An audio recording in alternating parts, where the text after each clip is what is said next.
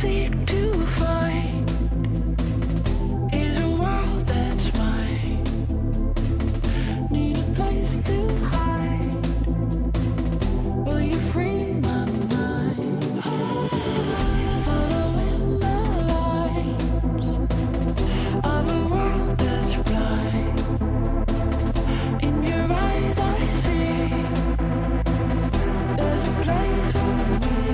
Far away.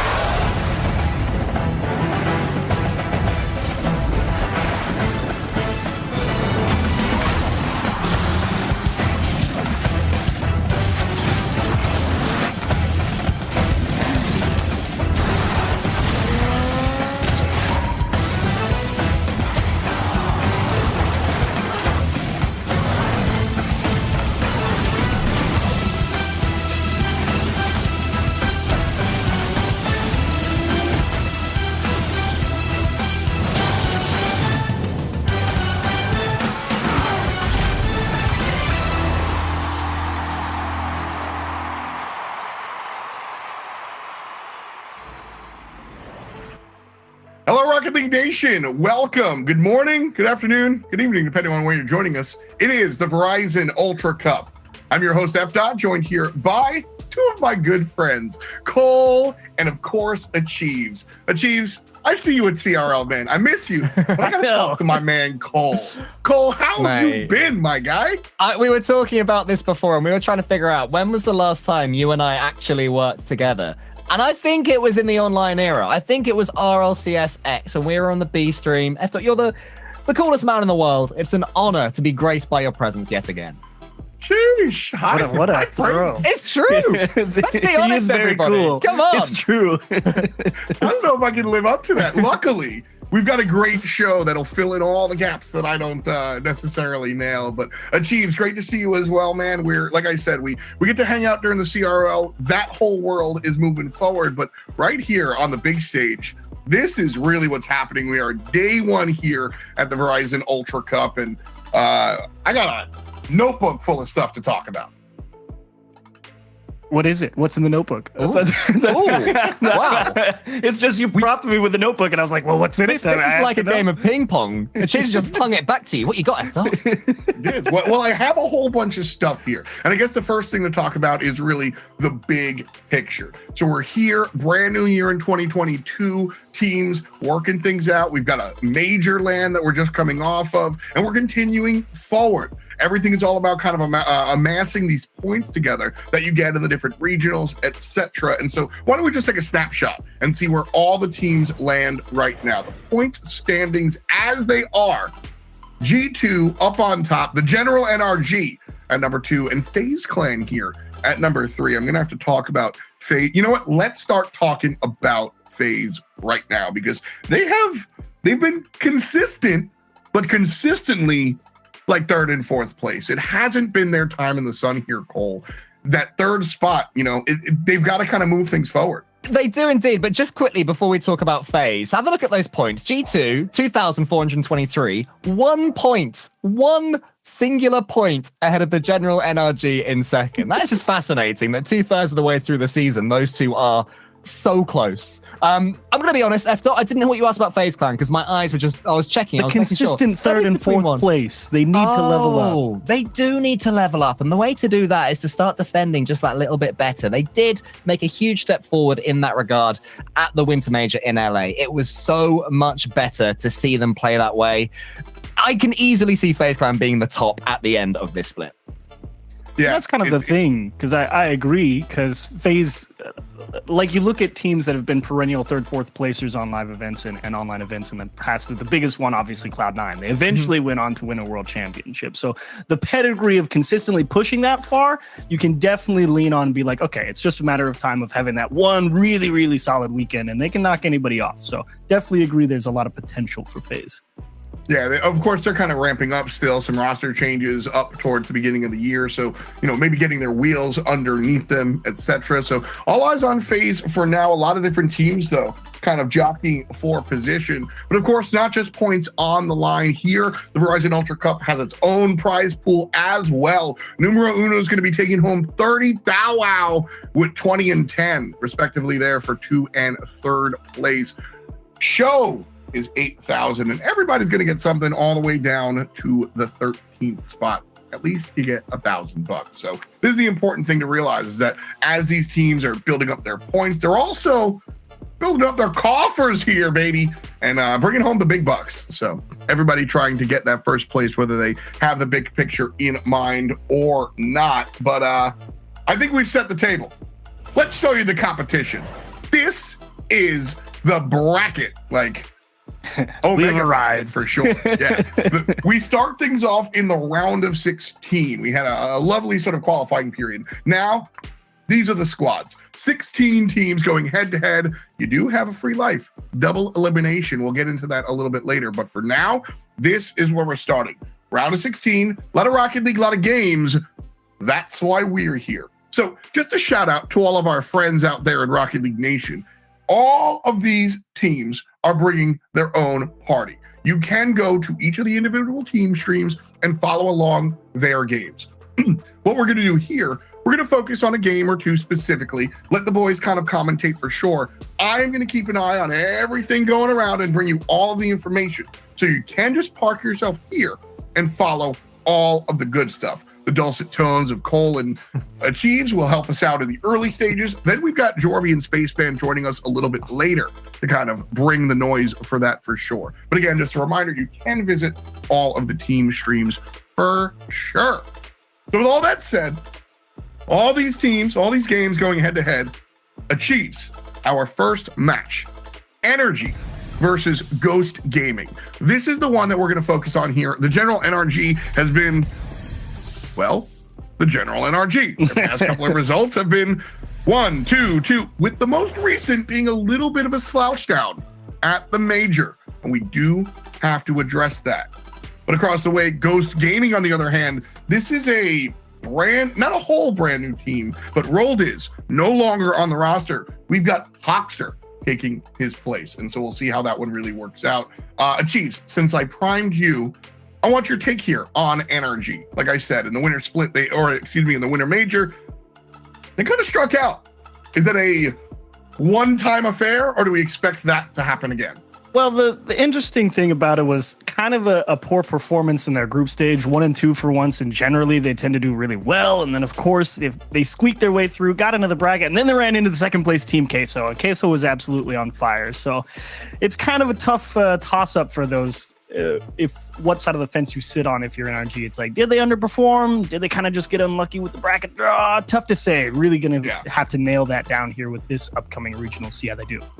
We're going to get a great opportunity to kind of see what the general NRG can bring here, as well as, like I said, this new Ghost Gaming roster. We'll see all that. We'll dive deep in a moment. However, you've got me, the host. You've got 2 analysts here, and I'm going to bring a third person. We've got a player here to break stuff down. Shock, one of the cooler dudes in the scene. He got talking to us a little bit earlier. Here's what he had to say.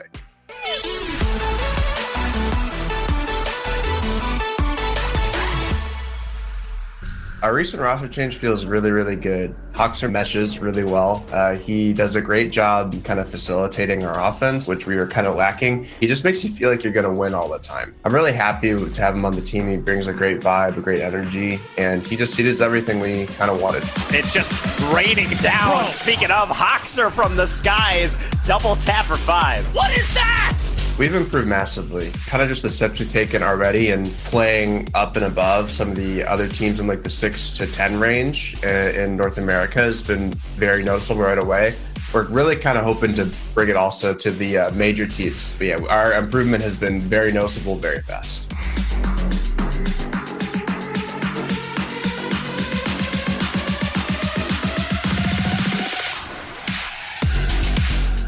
We are really hoping, and we're very confident that we can make the major, come and go to London. It's really important to us. We all want it really bad, and we just got to get started on the right foot. I feel like the first regional is really important to get that momentum going, and we're really going to try to do that. We've been practicing really, really hard. We've been putting a lot of hours in, and we'll see if it pays off. That's our goal, though. Drop down, Shock is there, and Shock is on target. You don't want to give him space. Look at Hoxer on the recovery. Instant wall jump to Roko. See ya. That's the type of dynamic play that I'm really loving out of Hoxer lately on Ghost. They just add... Fan vote. Very noticeable, very fast. Shock's very own words there, and I mean, that's pretty much the breakdown that you need to have from the player themselves. How's the roster change going? We've improved. It's noticeable, and it's happened quickly. And so this is where it has to happen.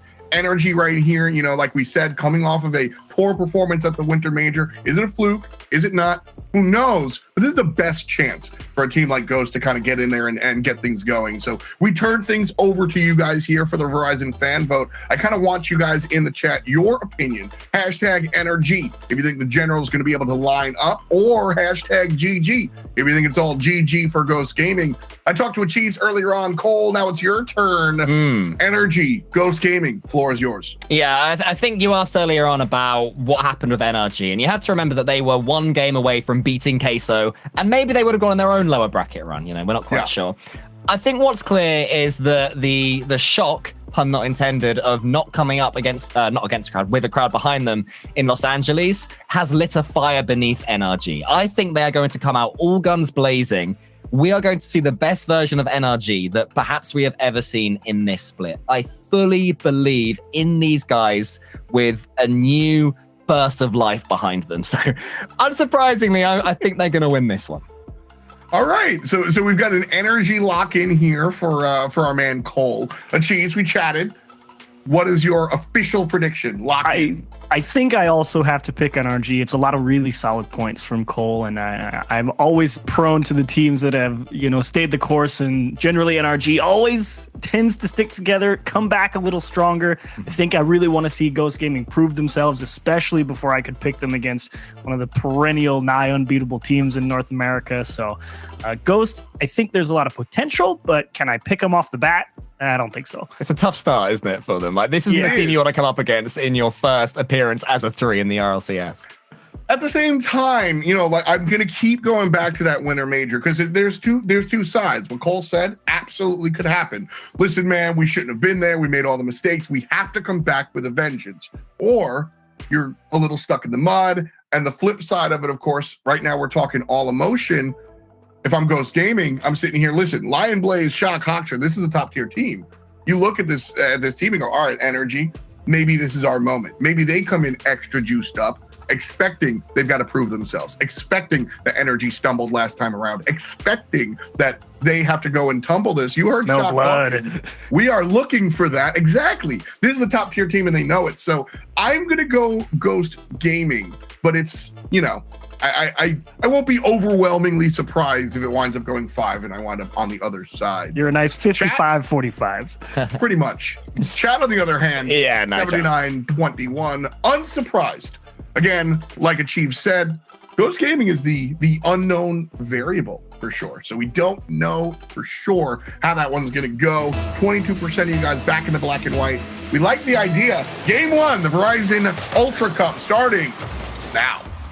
What an honor to be here casting the superior region for their first broadcasted series of the split, and to be here with you, Achieves. This one is going to be fantastic. I think that NRG, in a weird way, they needed what happened in LA. They needed to be knocked back down so they could rise to what they can become again. Definitely a little bit of a wake-up call, not even making the final day. Certainly had to sting for a team as well-renowned and hyped up as NRG are, and there's a lot of good to look forward for Ghost here as well. Really struggled a lot last split. 2 last place finishes, didn't even bother playing the third one. Had to get rid of Roldiz. He decided to move more onto the talent side, and like you said, they picked up Hawkstar from Xset. Xset never really able to get up to that level that I really wanted them to be at. They were also struggling to perform and make deep runs in the regional, so a roster change imminent for them as well. So the cards aligned. They pick up a really solid on-ball player in Hawkstar. Only problem being Lion Blaze, also very similar in that regard, both very capable on-ball players, but got a lot of good support and Shock, and see if that dynamic and with how much control Hawkstar and Lion Blaze can bring, can let Shock come forward and be a really strong put-away player and see how well they look on offense against a stingy NRG defense. And their Shock already is getting involved. Once upon a time, the North American MVP, lest we forget, in his first season in the RLCS, he is more than capable of taking it to the best as Squishy from the backboard has to do some theatrics in the air to get that one away. A double flip reset he goes for, but Hawkstar meets him in the air, in the sky. Shock over the top of the crossbar, and it's an interesting touch by Justin, just getting that one towards Lion Blaze. But so far, surprisingly, Ghost having a lot more of this play and looking like they're outpacing NRG. Yeah, very standard here. NRG a couple of times last region as well. Kind of struggling to work their way out of some defensive spots and kind of getting away with it in terms of their opponents not really being able to convert or execute some of those half chances, because it's not like NRG's playing, airtight defense. They're kind of just saying, bring us the ball. And they're saying, if you can beat us, and no one's really been able to do it. And Ghost giving it a pretty good try right now, but finally NRG break out. Yeah, they've got it now. Justin has an early shot. It's bouncing over the top of Hawkstar. You asked about the Ghost balance, and in defense there, they didn't have too much. That makes you sad to see it. Hawkstar actually in a pretty great spot to handle this. Just mistimed it. The bounce indeed gonna throw him off the pace. Goes right over him. Tough break. And NRG kind of just camp out on defense, get one transition, 1 or 2 touches, and we're up 1. I'll put that one down as a brilliant Justin finish. He knew what Hawkstar was attempting, so he just slowed the ball down on purpose. That's the way I like to see life, and I'm sure that's how Justin will be seeing it as well. But Ghost are coming back quickly. Lion Blaze with a second shot, and it's an opening goal for Ghost. Really like the aggression there from Lion Blaze. Hawks are getting aggressive in the corner as well. Shock not trying to give any space to Squishy, and Lion Blaze as well, recognizing if you want to beat NRG, you got to be willing to get up and get aggressive, take a few risks as that third man, and Lion Blaze able to beat the last guy to the net. Any chances of Ghost Gaming not collapsing, but just showing too much respect for NRG after conceding that first goal seem to have been grossly exaggerated as they come straight back straight away and again trying to take the lead here. Garrett G shepherds that near post and then puts this one to the side, rolls it into the center where Justin's waiting to meet it. Shock is over the top of Lion Blaze. Garrett G here in the corner. They're normally so effective in the corner, are NRG. Can they make anything from this one? There's a bit of a miss there from Squishy.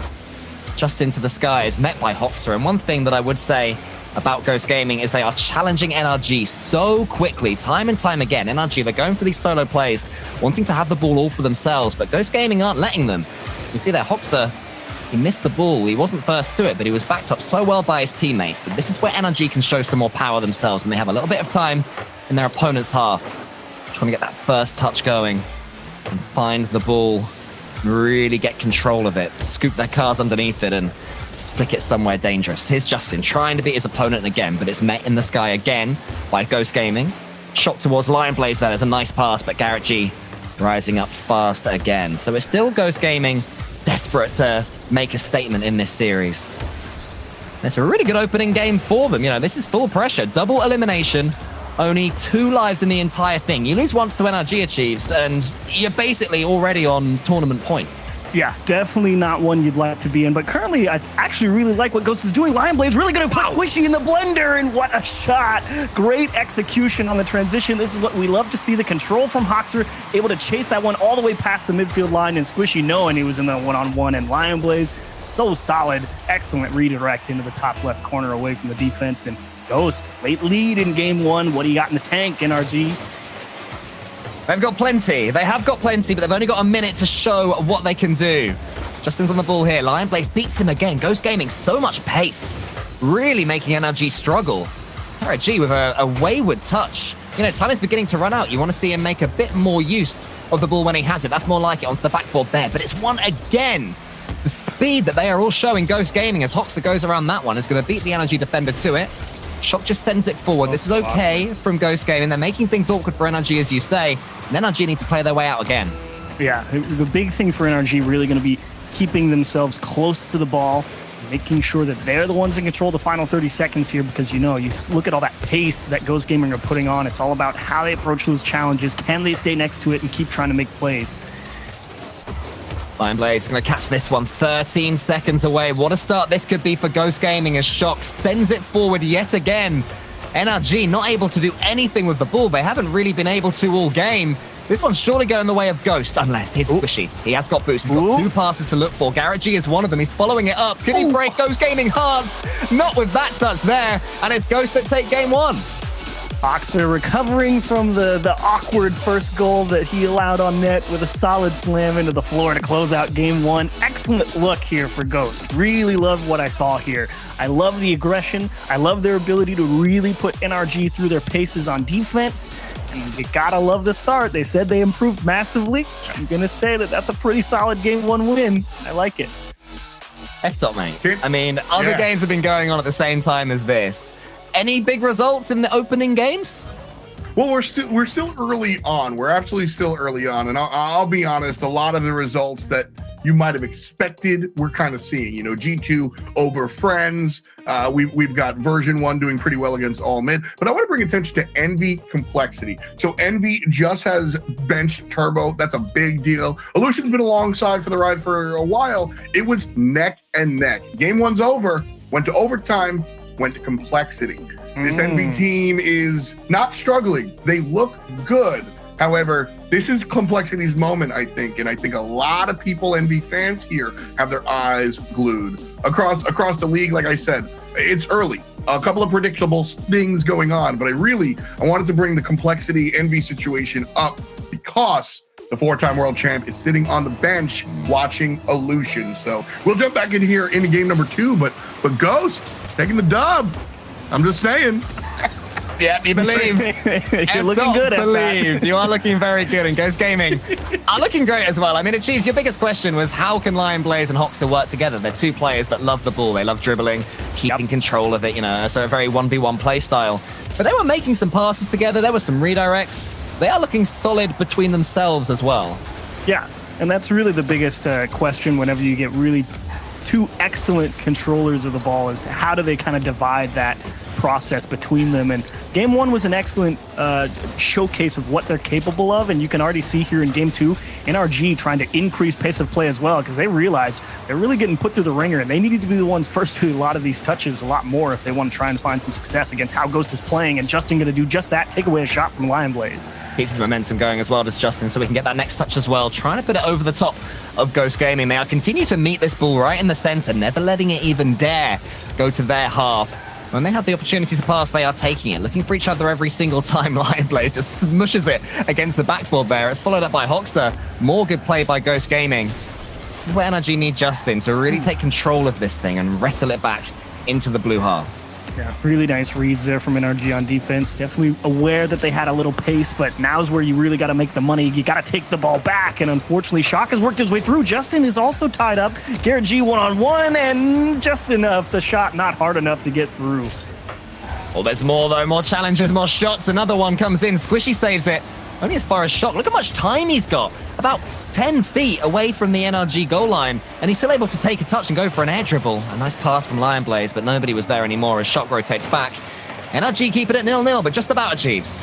Need those punts from NRG. Oh, okay. Now that's just smart. Look at Justin realizes this touch off the ceiling is actually really good. Gonna be disappointed with it at first, of course, but then he sees Hoxer's just stuck on the back wall, and he's like, oh, he can't actually come and challenge me, so I'm just gonna poke this right under him. Great play. Nice adjustment.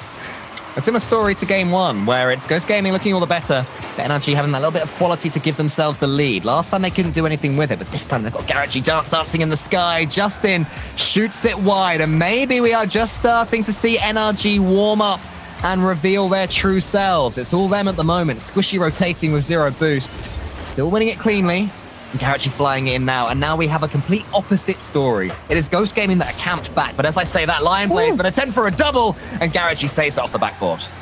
Love that idea from Lion Blaze. Aggressive, really trying to put the pressure on NRG again, and NRG have to be careful as well because they're also starting to increase their aggression in terms of their follow-up on those passes off the backboard, and if they end up being a little late to those, they're going to find themselves in these one-on-one transitions, and they're going to be playing defense from not the most stable spot on the pitch, and they've done well so far to keep the lead, but you gotta worry that if they don't start hitting some more of those follow-ups or at least buying a little extra time with them, they may be in a situation they can't get out of. NRG seems content to just boom the ball over the top of the Ghost Gaming goal line. Just try and keep that pressure on them at all times. Put it on the backboard, make them think, make them work, make them waste some boost. And it certainly seems effective so far in this second game since they got that goal. They have looked better. Justin, can he get himself a second one? He dribbles past a couple of them. Squishy follows up, and it's 2-0. All just a matter of execution after they see this cut from Justin. They know, okay, definitely going to have an opportunity here, and Squishy just needed to make sure he had the solid follow-through on the backboard bounce. Really nice aggression there to make sure to seal a little insurance goal. Minute and 50 left. Ghost now kind of struggling to break out of their own half. NRG definitely delaying some of those pushes just a little bit. It's making it real tough for him to score. Hoxer with a chance. They catch Garrett G out. They're going to cut the lead in half, get it right back, and a lot of time here now with only one to find. Just when I was wondering if NRG was starting to get the read on Ghost Gaming, it's Hoxer who waits for that touch from Justin. It was a wayward one, and Hoxer was able to do the best with it. I mean, he's such a smart player, is Hoxer. That's how he made a name for himself, his intelligence, as well as his dribbling and speed. He is always on hand to make the most of those rare missed touches, even from a team like NRG. And Ghost Gaming right back in it, and again, they're slowing it down. Shock, look at him go. He tries to get it over the top of Squishy. Just about met, but another great touch from Hoxer. Ghost Gaming looking confident again with another 80 seconds to go. Really just making NRG think super hard about these little stutter steps and cuts towards the ball, and NRG just thankful that that one got anywhere near the midfield line so they can reset themselves. Justin is going to boom this one long, but Squishy does not have the boost to go for it. Hoxer with a nice touch, but he's taken out by Squishy, and then Justin fakes out Shock. Lion Blaze had to scamper back to try and cover his teammates there. And they're all looking a little bit boost-starved now, Ghost Gaming. Maybe they're trying to be too quick. No, not at all. There was a miss from NRG, and it's 2-all. They didn't expect this bounce out of the corner. I mean, Shock just driving onto the other side, and I think everyone thought that ball was either going to roll up the wall or kind of come back a little flatter, and instead it just bounced right back towards the middle of the pitch, and no one in NRG ready for it. Hoxer, you got to give him credit. Beautiful shot towards the top part of the net to take it away from the defense. I don't think they might score. That one was going in, but Lion Blaze, he's going to make it 3, and NRG collapsed just as they were starting to make it comfortable. Not a bad kickoff, but it just, again, the perfect bounce off the wall right to Lion Blaze. Justin on the left side of the pitch, expecting that one to maybe pinch forward onto the orange half. He was headed upfield to try and get his own put-away goal, and unfortunately paid the price for it. This is not a format where you want to have to force a reverse sweep. Only 2 lives. If you lose them both, you are out of here. If NRG lose this game, they're on the cusp of being dangerously close to elimination, and Ghost are coming forward again. There's a fake. Squishy can't read what GG are doing at all. Garrett G wants to take control of this one himself. He goes for the flip reset via a pre-flip. He gets it, but it's saved at the near post by Lion Blaze. 16 seconds left. Squishy over the top. He's bumped in the air. Justin against Hoxer. Hoxer's so brave in the air, always going for those air 50-50s. Garrett G is coming in now, wants to take control. There's a touch from Lion Blaze. Shock doinks it over the top. Oh, nice and pump. Ghost Gaming have got it all the way in NRG territory. NRG, can they do anything? Kinda. Oh, almost. God, what a turnaround from Ghost Gaming. Gosh. I mean, that's... I've thought if my heart hurts, but you have to be elated. You have to be giggling, seeing that bounce back into the middle and then just rip it into the top post. You're like, hey, told you. I mean, I'm giggling no matter what, to be honest with you. That's just my reaction. But take a look at the Mobile One high performance replay here. This really was energy up and down until it wasn't. And I think that's kind of the scary part is at the last minute, Ghost got, I think, all 3 of those goals, boys. Yeah, that just imploded. That's kind of just a little scary looking at what they got in the tank here. But you want to talk about scary? I want to bring up complexity again. They just beat Envy. Last time it was 3-2 overtime. This time it was 5-0 in regulation, bro. So, lo siento, mi amigo, pero complexity is killing it. And you got to watch out for them. Version 1 sweeping all mid, 1-0. Shouts to Shogun. They're doing pretty good. We'll see how that one winds up. Of course, AM can come through in the clutch. But I want to give a shout out to Friends. Our buddy over twitch.tv/TooFast. He's got the main broadcast there for Friends. They're up against G2. This is David versus Goliath, and Friends just tied it. They're 1-1. Hey. So everyone's got a chance here. Ghost Gaming 2-0 above the general NRG. Let's see where it goes. Ghost Gaming have shown so much fight and desire in this series. At the start, coming out 100 million miles per hour and against NRG. And when NRG improved, so too have Ghost Gaming improved, achieves. This is a better performance than we ever expected from them. Yeah, I actually really liked the opening of Game 2 a lot from NRG. They definitely knew that they needed to start getting more aggressive, beating them to more touches, and that's a crazy bounce. Garrett G in the perfect spot. A post just taking it away from the Ghost defense, Cole. Yeah, Squishy there, look at that. He's practiced that shot 100 million times, and then there's Garrett G putting it away to make it 1-0 to NRG, and they have the lead for the 3rd game in a row. And that's, at this point, I don't know if I really care if they're in the lead for the 3rd time in a row. Yeah, it's just true. not really gone their way, to be honest. Like, I have to give credit. I do like Ghost's approach on offense. It's really good, but at the same time, you look at the way some of those went in, it's just like, I don't know. I mean, can you always count on the perfect kick back into the middle or a kickoff fluke? I'm not too sure. And NRG definitely trying their best here. Like you said, not the format you want to have to reverse sweep, but are they capable of it? Absolutely. I just want to say very quickly, Efta, I can see you there, desperate to get our attention. What have you got for us? Real quick, I laid out the perfect sweep for version 1, and as soon as we went to game, all mid scored. So we'll see how it works out, but it is not as clean as we might have once thought. Back to you. No perfect sweeps are ever easy, unless you're Faze versus BDS. And once again, we see a failed attempt at one, but that game continues to rumble on, and you can watch it over on their team stream. So we're going to stay right here with Ghost Gaming 2-0 up against NRG and maybe equalizing in game 3. Hoxer, can he get to this one in time? Yes, he can. And it is 1-1, and once again, we have parity. Lionblaze just sat on that one. Wasn't even focused about trying to score it. His only intention as he went for that challenge, just keep it here. Don't let him clear it. And he did just that. Hoxer, so much time to turn all the way back around. NRG getting absolutely stuffed on that clear attempt. Another kickoff win there for Ghost Gaming, but Hoxer just gets in Lionblaze's way. It's the first time we've seen that from this brand new roster of them treading on each other's toes.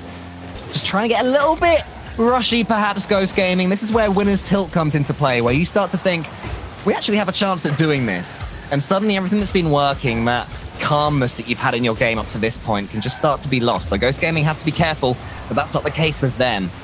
Squishy takes a touch to the side, but Hoxer gets there next, takes to the sky, gets one touch in the air, maybe another one, but only as far as Garrett G. Shock now beating another NRG player, and Lionblaze has a chance to go solo. He loves to do this. He gets it past one and past another. Brilliance from Lionblaze. You can see Squishy as he rotates into net here as well. Lionblaze really capitalizing on how Garrett G rotating into the net there. I mean, Squishy's thinking, okay, I'm going to go challenge him, but then he has to hit the brakes because he sees Garrett G cut into it first, and all of a sudden Squishy's just not in a good spot to even have a chance to go anywhere near it. And Lionblaze, really great recognition of what the defense is giving him. Perfect shot. NRG just cannot keep a lead, but maybe they can bring back Ghost Gaming's not there. More good defending from Ghost. They have just squeezed out so many of NRG's attacks. NRG just needs to keep as much boost as possible. You feel like a solo play, especially from this man here, Justin. It broke down Ghost Gaming in the last game. Maybe it can do the same in this one, but Shock, oh my goodness, that was so risky from Squishy. Yeah, I mean, Shock was kind of thinking, is he really just going to dribble that across his net and pick that up slowly? And Squishy was like, yes, I am. I am Squishy, and I want to. Garrett passes that one towards Justin. It's a little bit behind him, but Justin can still make something of it. He gets a pass back as Garrett almost over the top of Shock. Squishy's coming in now. NRG starting to turn that screw yet again, but Ghosts have survived similar onslaughts to this before. You can see how far NRG are rotating now, though. They're waiting for this ball to come all the way back before going forwards, and Hoxer's just playing with them. Thank you very much. He will collect that. An uncontested catch in the midfield, and yeah, let's just turn it into a ground pinch real quick. Squishy, honestly, not a bad challenge. Just unlucky that it went straight under his car. Actually had a blue trail on the way in the net, and Justin couldn't handle the speed. I actually thought NRG played it right. It just didn't play out the way they wanted it to. It just doesn't seem to be a tool in this series so far. Yet again, it seems that all the luck is going against NRG. At least that's what they'll say. And that starts to keep happening. You have to look at yourself, a bit of introspection. Squishy around the corner. Hox is already there yet again. His aerial challenges have been insanely good, Hox's. Yeah. I mean, in general, everybody, I think, from Ghost Gaming. Actually kind of surprised to see Shock being a little bit more in the forefront. It seems to be Lionblaze who's kind of been heading back and being that midfield defense or third man whenever they need it. As right there, he's going to take a big bite out of Squishy, and actually that forces the ball to go high. Garrett G looking for a bounce, and that one actually gets clipped by Hoxer, throws off the approach of NRG, and 2 goals left with a minute down. NRG just cannot seem to worm their way through that Ghost defense. This could be another chance. Garrett tries to beat Lionblaze, but again, the defending from Ghost is so good. Squishy's diving at nothing. Garrett G, all he can do is rotate out. Shock might be able to be in here to kill it, but it has gone out wide to Hoxer. 20 boost on the backboard. Wants to get one more touch. 35 seconds left. NRG desperate just to get something. Give themselves an opportunity to save this series, to avoid them going on to their last life in the tournament at the hands of a team that didn't even qualify for the 3rd regional in winter. Here's Hoxer to the corner. Justin, can he get out of there? It's going nowhere. Ghost Gaming are just constantly there. They can't be broken through. Maybe this is the chance Justin wants to find Squishy, but the pass isn't there. It's not happening, Achieves. Just, they don't have the communication, and in a double elim format, NRG, a team that kind of has a bit of a reputation for slow starts. Well, you certainly can't afford one here. They're going to get one back and make it look a little bit closer than it was. But I don't know.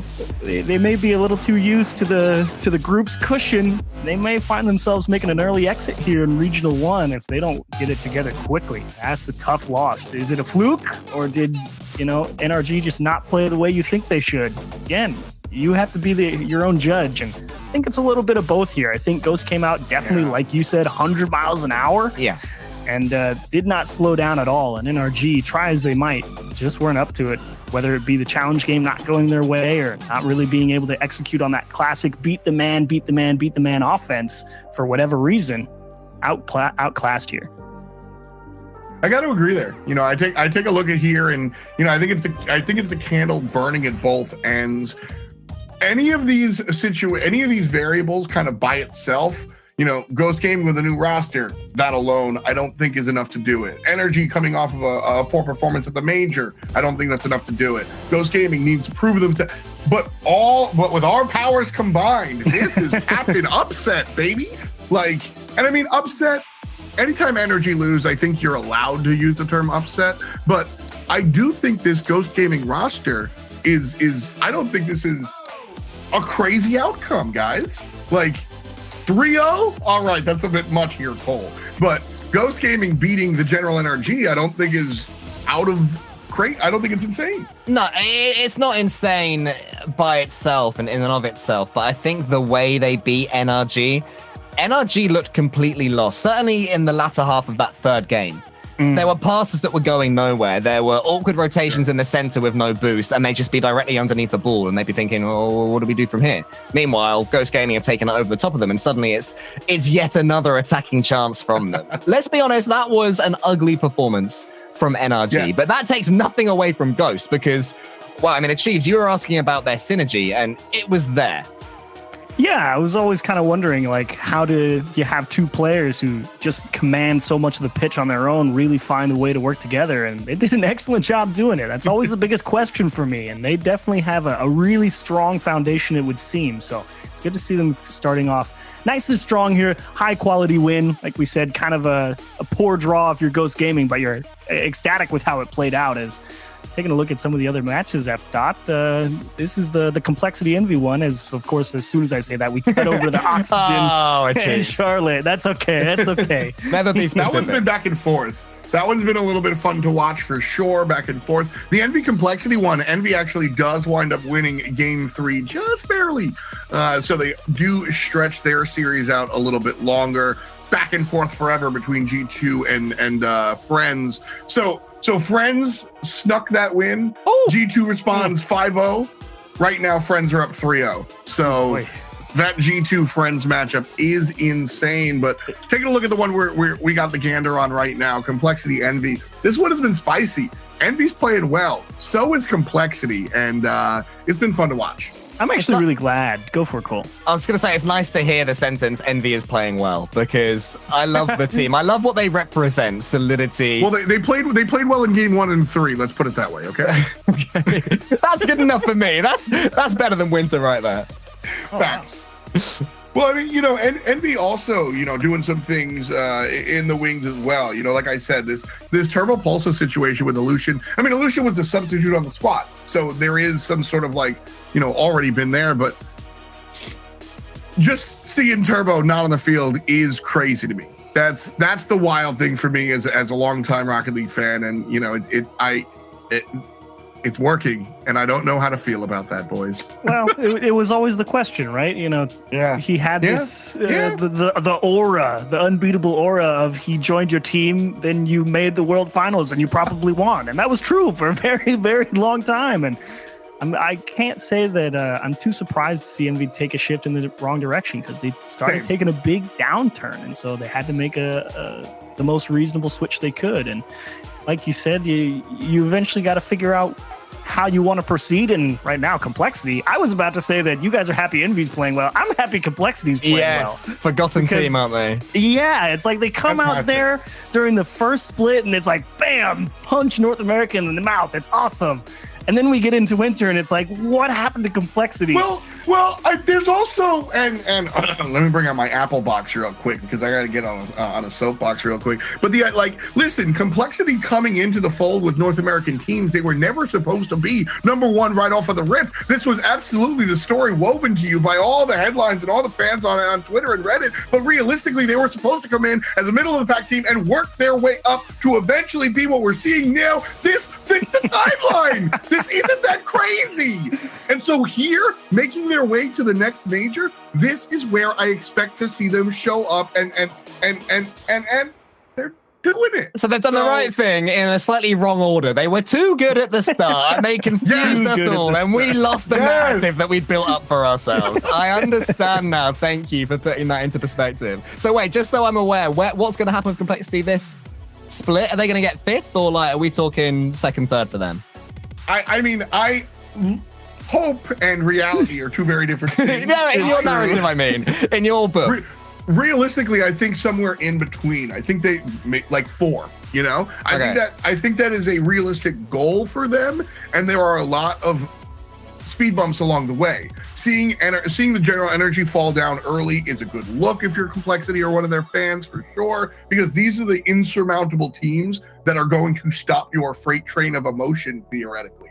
And if they stumble early, then for a team like Complexity or a team like Version 1, I want to bring up as well, these middle of the pack teams that have trended upwards lately, you obviously want to win on your own accord. Complexity seals the deal right there, 3-1 over Envy.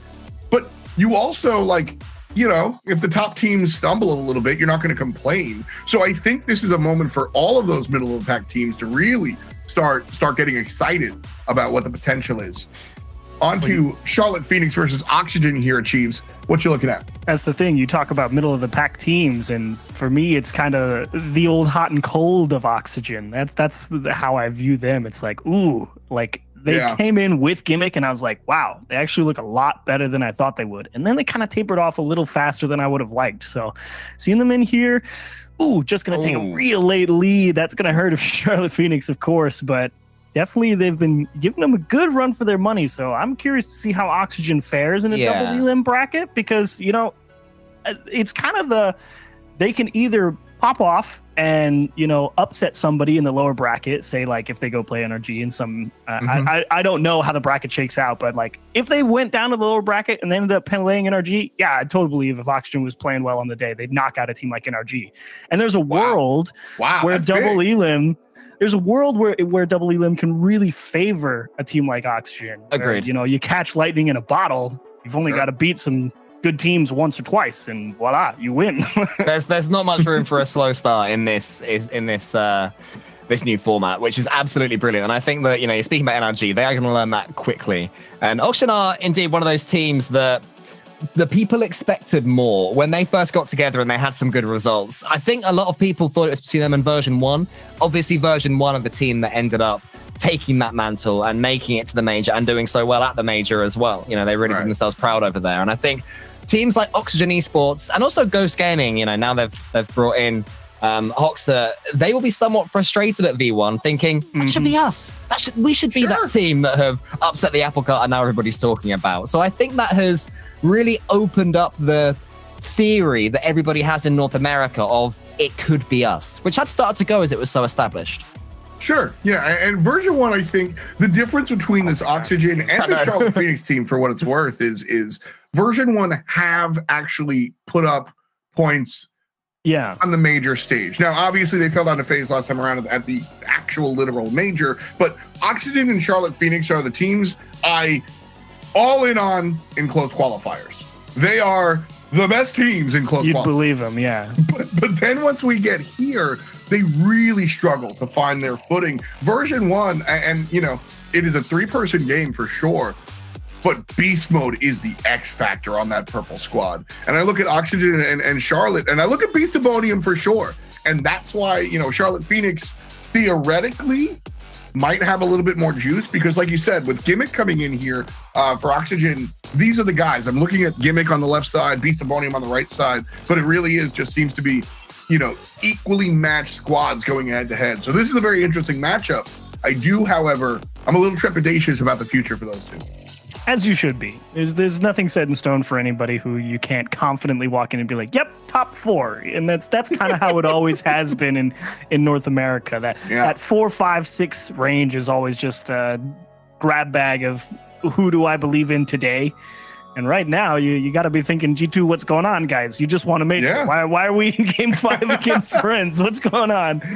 Well, this Friends team, just to provide some background, so Lidro, Roxers, and Snaz, like, they've been playing together for a while, but really, this is kind of a first jump into the deep end for these guys. Yeah. And so, there's a concept, you see a lot in fighting games, but there's a concept where, like, if you just don't know what your opponent is doing, literally no clue, and they're playing such a wildly different game than you, despite the fact that you might be better, objectively, you can still kind of get okey-doked. And that might be what the Friends are doing. Just kind of like, okie dokie. Like, all right, that's kind of how that goes. G2 leading it, though. This is one of the only matches still on. We're in our 5th game. Just to tie everything up, Complexity 3-1 over Envy. Version 1 3-1 over All Mid. Ghost Gaming with the sweep above the general NRG. Just want to let that one sit. Yeah. Rogue 3-1 over the Sonics. Space Station with a sweep above Astro's Egg Crew. And then Oxygen gets a 3-1 over Charlotte Phoenix. Cole.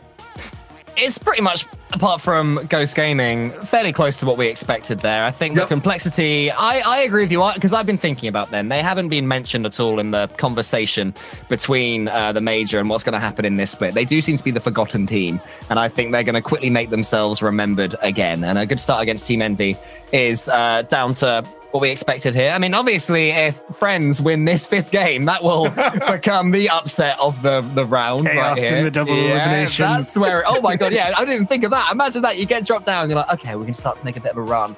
We've got what? We've got NRG. Okay, we've won that. Wow, that's the result of it. We've got G2 now. It can be horrible when you're bogged down there. So I think a lot of teams down there will be rooting for G2 right now. Certainly a thought process for sure. Faze Clan still at it as well. This Faze squad here, like I said, I mean, I think Sypical has been one of my favorite players to watch for the entire couple of years that I've been involved in Rocket League. At points, he might have arguably been the best player on the field. I don't know if that's still the case. In fact, I'm going to shy away from that. But he is still extremely absurdly talented, and no disrespect to Illusion whatsoever. I think this Faze Clan is a nicer look with Sypical on this team. Yeah, it's a different flavor. Like Illusion and Sypical both typically fairly defensive in terms of how they approach the game. The difference is just the type of attack that they give you on your counterattack. And in general, Sypical, I think a lot of people would agree, probably the more mechanical of the two and can give you more options. And, that's kind of been a little hot or cold for him as well. A lot of people not too happy with how he performed on Space Station. They just gave up a free goal. That's You can't blame them with 30 seconds left. You got to score, yeah. but I mean, you can blame them. You should not have done Do you know what? Objectively, I guess you're right. They shouldn't have done it. If it was a 4-0 game, I'm with you. But I mean, this is a 1-0 game in 30 seconds. Come on, friends. Be nice to them. Be nice to them. the dunk on the 2-3 loss to previous major winners. Yeah, exactly. You're there, the coach, going, why'd you overcommit, you fools? Oh, they might get one. Oh, okay, not quite. But yeah, more about Faze. Like, Sypical is similar role, different style in that role. Yeah. And I agree. It does tend to suit Faze's playstyle a little more than Illusion did, perhaps. I think it fits in with what First Killer wants to do a little bit better. Like you said, more options. I love the way you said that, though. Just a different flavor. We're still like in the same food group, so to speak, but just a slightly different flavor here. Faze are just absolutely desperate to win a major, right? It is all they want. They would do anything to the point of ruthlessness to make that happen. And I think Illusion has a bit more consistency than Sypical, right? Just due to their playstyle, due to their different style of attack. He's less mechanical, as you say, which means you're more likely to be able to replicate it at LAN. But are you more likely to win a LAN? If you have 10 different LANs, right, the way you win one of them is to have that pure pop-off day. And I think Turbo FaZe is Clan... pointing and laughing at you right now. well, I mean, he can point at me all he likes from the subs bench of cheese, but the fact is that the game improves. So I'm the mean guy for saying you shouldn't let it go for free, but you are pointing at the bench. Okay, my guy. But he's won enough. He can take it, all right? But yeah, I think that's why FaZe Clan would have made that decision, that they may lose a little bit in consistency. They might throw a series more here or there. But when they do play well, when they play their best at one of these events... It's tough to beat. Yeah. Yeah. It's tough for sure. FaZe Clan, they Braziled Accelerate last game, 7-1. So that's what happened there. With that said, we haven't really talked about Tool, Bambi, and the boys for a minute, and so this is actually one of the cooler stories in esports, I think. So Beasley Esports, they're the ones that run the Houston Outlaws squad in a different game. They did a tournament called The Search, and there were some good teams out there with Virons, etc. That's the squad that won here. And so basically, they were like, "Look, we want to get involved in Rocket League. We don't know who to sponsor, so we're gonna run a tournament. All y'all teams that want to sponsor, sign up, and then whoever wins, you're our squad." It was this team, and they qualified up here after it. So this is their first go with the Accelerate banner. Again, that's with the Beasley Esports group. And so this is, big time esports. I love the community focused way that they dove into Rocket League. They were like, "Look, we don't know anyone. Introduce yourselves, bro." and all these teams, Karma actually played in it, which was really cool to see. A lot of these teams signed up, so they were able to do that. Oh, but they're losing. Tough. Yeah. No, they've actually had a couple of pretty decent runs in the closed qualifiers, kind of scraping by here and there, but in general, making fairly deep runs, and it's good to see Accelerate be like, okay, yeah, we won that tournament, we're here, and I kind of agree with that mindset of, yo, you want to be on a team? Cool, go win a tournament. And that's arguably the best type of pedigree you can have. Be like, yeah, we're competitors, and yeah, we may be kind of backs against the wall in that pool, but to get here, we had to prove that, yeah, it's us.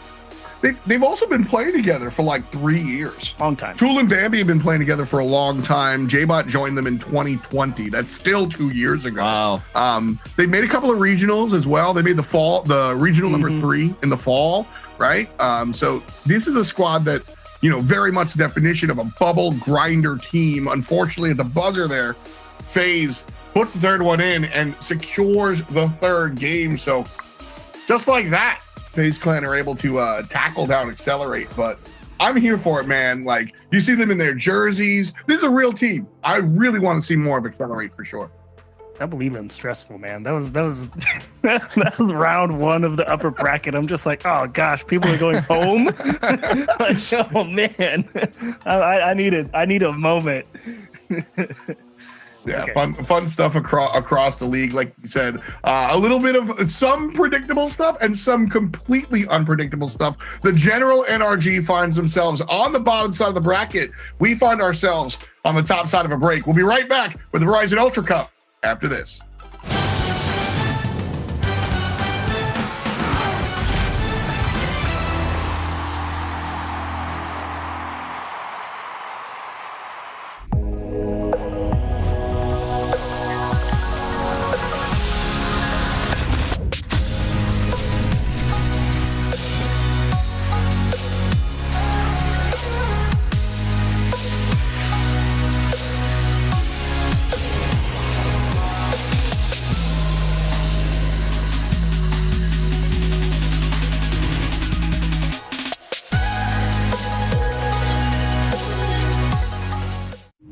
This might not be your car, and this might not be your engine. Maybe this isn't your morning routine, and maybe these aren't your coworkers. Perhaps these aren't your standard driving conditions. Far from it. But this is your oil, which means you're one of us, doesn't it? For serious engines, on and off the track, upgrade to Mobile One. It's 3 a.m. I need a taquito. If you want it, we can get it from the 7-Eleven. Slurpee, light bulbs, antifreeze. Here's your order, nacho cheese. If you want it, we can get it from the 7-Eleven. Tip you, driver. I wish you stayed the same.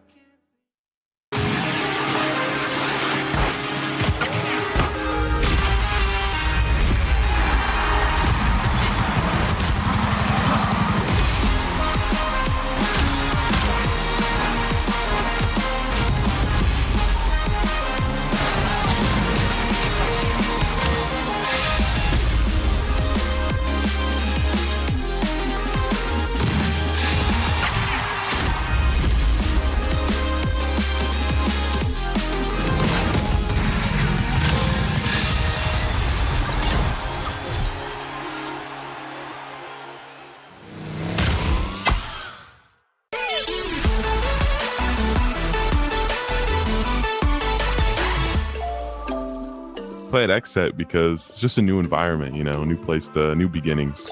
It feels great, you know, definitely different teammates than I've ever had before, and just like doing things differently than before, and just everything's new, and it's been great. You can make, unless you are anticipating one of the most unreal redirects. Oh, J-Pow's looking to secure this game, and it looks like XSET have hit another gear. I feel like I take like a big brother role to the team, like just with experience and like kind of just being there and understanding what it takes to, you know, be at the top. And going to the finals gives you a lot of experience and like how to get back there and like the mentality you need. So I think that's probably the biggest thing that I bring. A lot of times he might not be alone, but here he is alone against Rapid.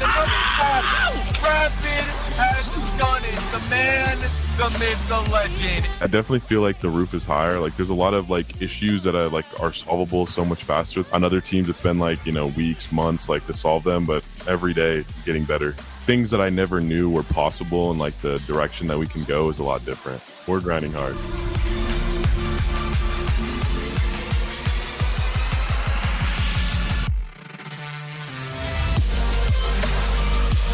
Scrims are going good, like by far the most consistent scrims I've ever had, and hopefully we can translate on the day.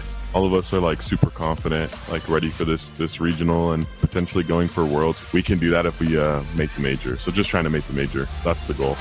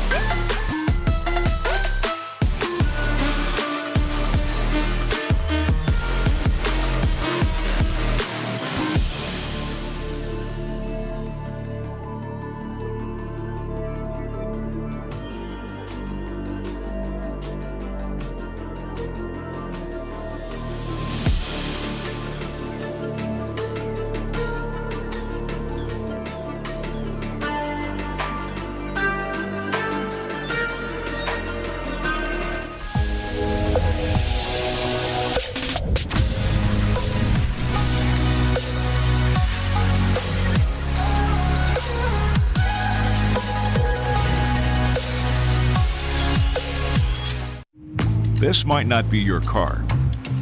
And this might not be your engine. Maybe this isn't your morning routine. And maybe these aren't your coworkers. Perhaps these aren't your standard driving conditions. Far from it. But this is your oil, which means you're one of us, doesn't it? For serious engines, on and off the track, upgrade to Mobile One. It's 3 a.m. I need a taquito. If you want it, we can get it from the 7-Eleven. Slurpee, light bulbs, antifreeze. Here's your order, nacho cheese. If you want it, we can get it from the 7-Eleven. Tippy driver.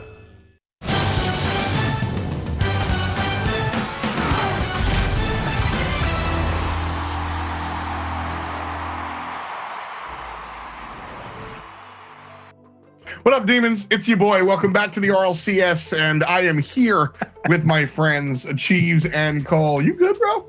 Yeah, I wasn't prepared for chat to be referred to as demons. That threw me off. Listen, it's demon hour, especially when you take a look at the bracket that we have run into, because no one might have predicted this one. The general NRG down in the depths on the bottom side of the bracket. Definitely a big deal to be talking about. As we continue on the top side of things, G2 almost, but close only counts in horseshoes. So they wind up on the good side of things. They're going up against Complexity, who are white hot right now. Version 1 looked pretty good. They go up against Ghost. That's the team that took down the general NRG. And then we've got 2 more matches as well. As always, we are going to hold your hand throughout our feature match, G2 and Complexity, but we invite you to join the other team streams and see where everyone else is. Everybody's got their own squad stream. Check them out. They're all sick. But right now, this one is what we're focusing on here. G2, like I said, this squad had some troubles last time around. Complexity did not. AJG, Razebull, and Shad came through here, Cole, and looked pretty dang good. Turn number 1. Their shot up against Envy was a 3-1 in total, with a couple of games being very lopsided in their favor. Yeah, I mean, they performed very, very well against Envy just now, did Complexity, and that's what we want to see from Complexity. I feel like they are good for the region. To have Complexity come over here and just show North America how it's done, boss them about, take one of their spots on the major. What a storyline. We all wanted to see it. We all still do want to see it, but they're up right now against G2 Esports, and my memory's not that great, but I think Achieves that G2 did pretty well at the LA Major. That sounds right. I don't really remember either, but I do remember a fairly deep run. And Complexity, I think this is going to be an interesting one, because G2 in that upper round 1 going all the way to 5, I think FDOT really made a good point. It's like, you just don't quite know what you're up against with a team like Friends, and that could have been part of the struggle. And I think here, a known, or I should say a more known quantity in Complexity, considering how creative I will say that Complexity is as an offense is known quantity in quotes, but G2 also struggles against Complexity. It's like, okay, maybe they took a little time off and they need a little time to get back in the saddle too. And that's really where I'm kind of starting off this upper quarterfinal. Was the Friends 5 game a fluke, or just had to figure it out and took a little bit? I find this one harder to call anything but a fluke. I mean, you're obviously coming off the major performance, MVP. Like, you're all that in a bag of chips. If you come in a little bit slowly here in game number 1 or match number 1, I'm kind of okay with it. So, like, we'll see how it jumps out. Let us know how you guys are feeling. The Verizon fan vote coming at you right now. Put the hashtags in the chat. I want to see hashtag COL, the classic Complexity hashtag, if you're on the side of the blue and white, and hashtag G2 if you think the black and white can take this one. Last time around, leaned dangerously towards Ghost. But if you remember me, I wasn't super like, yes, do it. This one, I think. Expertly. Yeah, this one, I'm going to go G2 here. I'll be honest, I think it'd be cool to see Complexity win, but I think this one is, you got to prove me wrong first. And I don't think G2's performance in round 1 is enough for me to go the other direction. Cole, quickly, what's your take? I think that G2 had a chance of having a little bit of a victory hangover if they'd have lost that series versus Friends. You know, everyone has that one dodgy event after winning something. I think they've avoided that pitfall, and now from here, we're going to see the best G2. So I'll be boring and predict them as well. The Chiefs?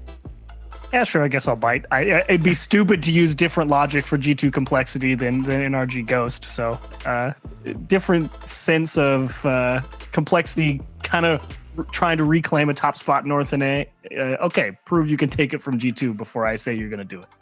I feel that. I will say, the writer in me wants this complexity win really badly. Like, so badly. It would be very cool. But the fans go with a nice 68% here on the right side for G2, 32% here for complexity. And again, the thing I always want to drive home when it comes down to the fan vote, that's not how lopsided the match is. That's how loud the fans are screaming. This could be a 50-50, but it's 100% all in. Call the Chiefs. Ready, set, go. Well, the writer in F. wants complexity to win this one, but the objective caster in You and Me Achieves doesn't matter who wins it. We just want Rocket League to win. And with players as expansive and full of flair as these guys on the pitch right now, I think Rocket League's about to win over the next up to 5 games. Yeah, I would absolutely believe you've got a series with banger goal after banger goal, or you have like a 1-1, you know, overtime over and over and over. That's kind of it's either defense is a crutch or defense is OP. I think is how this one plays out. I'm gonna go with a crutch, and it can already be 1-0 to G2 as JNats puts that onto the crossbar. Normally he's so accurate with his shooting chances, but that one not quite to be. Here's Atomic, the man who has completely changed G2's fortunes. What a pickup he was. Not able to score there, and this is where complexity can damage absolutely anybody. When you have AJG staring at the goal with boost in the tank, it is utterly terrifying to defend against, no matter how good your defense is. It's the best part about watching complexity. You know what they're going to do. Yeah, they're just so in... They've got this very intuitive understanding of what to do with the ball next. And and the spots that they get themselves into is quite frankly astounding. As Shad trying to capitalize on a mistouch from Chicago. G2 with Atomic had an excellent performance in the major. Definitely not willing to give one up for free just yet. Already seeing some creativity and attack here from Complexity, going for bumps and demos. Missed them, but going for them at least, as opposed to going for the ball, so mixing up their approach. As Razeball takes this one down at the side. Up against Atomic. He's going to get past Atomic as well. Shad's coming in. AJG is just there, lingering, waiting. What a redirect, though, that was from Shad. It flashed across the G2 goal. This one remains 0-0, but it's a very fast-paced 0-0. Good shape to this game. Yeah, really liking G2 trying to get in there, really throw some wrenches into that complexity rotation, see if they can throw off that sense of timing that they've got. G2 really yet to start squeezing that complexity defense. Has spent a fair bit of time on that blue half, but nothing really dangerous per se coming out of that G2 offense just yet. Raceball almost got that flip reset, but wasn't quite able to get it, which meant it was relatively simple to defend from G2 as Atomic gets a linking touch into the corner, and then Chicago just takes out Shad. What can G2 do with that space? Nothing there. They're actually racing each other for central boost, our G2, so it's Complexity that have a slightly better shape to them in the first half of this opening game of the series, but G2, they only need a split second in order to really harm their opponents. This could be it. JNats wants to get the second touch and gets it. Raceball can clear. G2 defending quite deep, having one man forward. Yeah, definitely well aware that a lot of the touches that they're going for are going to put Complexity in a spot where the only answer is to absolutely smash the ball down the pitch to try and get a little bit of extra space to work with. And G2 just able to avoid a Raceball dunk. And right now, I like Complexity, slowly working their way forward out of their own half. Definitely trying to take a more controlled approach to their transition. Trying to stay a little closer, take the ball out of G2's hands a little bit. This is the most extended G2 pressure we've had, getting a lot more touches on the ball and seem to have more boost than their opponents right now. You saw JNaps just picking up the one that was spawned underneath them in the center. So G2 have definitely wrestled the control. They've taken their time with it, shown a lot of patience, their experience. This is now a championship winning team. They've seen it all and done it all. Can they win this game? They can, maybe right here. Still time left for Complexity, but it's 1-0 G2. Yeah, AJG, this is kind of an awkward spot to be in. 21 boost, a pinch coming down towards the net. He's just trying to jump and hope he's in a decent spot. To be honest, really wasn't too bad. Just the shot definitely better than the early jump would imply. He covered up a lot, but certainly not enough giving away a little bit of space, and he got punished for it. They had to hold G2. They had to hold Complexity back, sorry, for about half of this game, but G2 have their lead as JNaps tries to set up Atomic to double it up. Atomic wisely goes to the side, knows what Complexity going to go for, but a few more brilliant demos. G2, they just barge themselves so much space. Really nice job. Atomic actually getting that boost steal in the corner was huge, and it really did slow down that rotation out of that corner, especially with that demo coming through. They kind of needed to figure out how to orient themselves, headed back to net. Chicago, a year to shoot that ball. Absolutely delivered a strike, top of the net, great shot. The boost steal was absolutely huge, and it wasn't an accident either. Atomic realized so quickly that he wasn't going to get the redirect and changed his mind in an instant to go for boost instead of ball, completely opening up Complexity. G2 such a smart offense when they get it going, but Complexity, they're going to keep going as well. Raise ball off the back of the back wall there. JNaps keeps it going. Complexity really want to slow this one down in G2 territory. There's a trade there in the center. Is that one sneaking in? Yes, it is. And suddenly, we've got life in this game. Always how it goes. You can't keep Complexity out for too long. Raise bull, really nice stutter step out of the corner, letting that ball bounce around to give him an opportunity to actually dig that one off the wall out into the middle away from the defense instead of just rushing it through around the corner and getting challenged. Complexity give themselves a fighting chance, and that's a great kickoff. Raise bull has to dodge Atomic, though, decides to take the boost kick to Shad off the bar, and that's AJG not quite in position, has to dump it off to Shad, and they're going to try and stitch this one together, but they just don't have it. There was a bump coming in as well that only had to be on target, and Complexity could have ridden their momentum into taking this one potentially to overtime, but they've missed one chance. Will they get another? Maybe this one's coming up now. Atomic does connect with it. AJG there in the end manages to get it, and G2 just slowing things right down. Shadow defense just trying to frustrate Complexity, see this first game away. JNaps does have a flip reset. Chicago can kill it. He can't, but it's wide. But it will end right there. So there was some scary moments to G2, but they saw it away in the end, F-Dot. Really did control a lot of that one too, F-Dot. I don't know if you noticed, but a lot of great approaches from G2, slowly but surely kind of Python constricting that Complexity defense into a spot they just couldn't defend. Yeah, I think ultimately when it comes down to it, as we take a look at the Mobile One high performance replay here, it really comes down to the fact that G2, I think they just hard exhaled after that first one. We're like, all right, boys, listen. All due respect to friends, that's not supposed to happen. Don't let it happen again. Y'all ready for the next one? Da-da-da. And that's exactly what went down. Like, they came in here, they slowed it down. Complexity, the real team. So obviously, you know, this was closer than they might have expected the first round to go. But ultimately, what I saw of G2 here was just a collapse into what they're more known for doing. A much more stable approach, Cole, I think, is what we saw out of G2. And reeling it in, as I like to say, I think is really important for this G2 squad. Reeling it in and then throwing it out just in an instant, like a snake, just going just when you least expect it. That is what G2 seem to do. And up against Complexity, it was too much for them in the end. But I think Complexity, obviously they'll be over it now, but they'll be kicking themselves that they didn't take that opportunity for the second goal. Had they taken that, then things could have been different. We could still be in that overtime. But as it stands to Chiefs, it is G2 who take a 1-0 lead in this series. And they will have so much confidence of doubling that up, especially with the good start from the kickoff. And Shad having to do some backboard defense. And G2 really picking up right where they left off, trying to take a lot of space on the pitch, going for these boost deals out in the corners, very much ahead of the ball and trusting people to make a play and keep possession. And while it's risky, can be very effective at stifling a team like Complexity who uses so much boost on offense.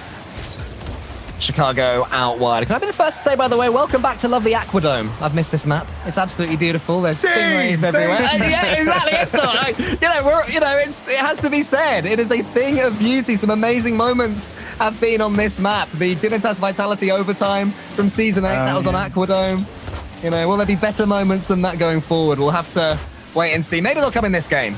Maybe they'll come in the form of whatever JNaps does right here. No, he just booms it, and we carry on in our merry little ways. Nah, he just booms it. I mean, that was asking for a lot. For JNaps to top the entirety of the Vitality Signatures overtime with whatever he was about to do. But hey, he still failed. That's not a fail, though. It's a nice shot, but it's safe. That would have been one of the peak calls of your career if he just hit an absolute banger. I'd been like, put it in the reel.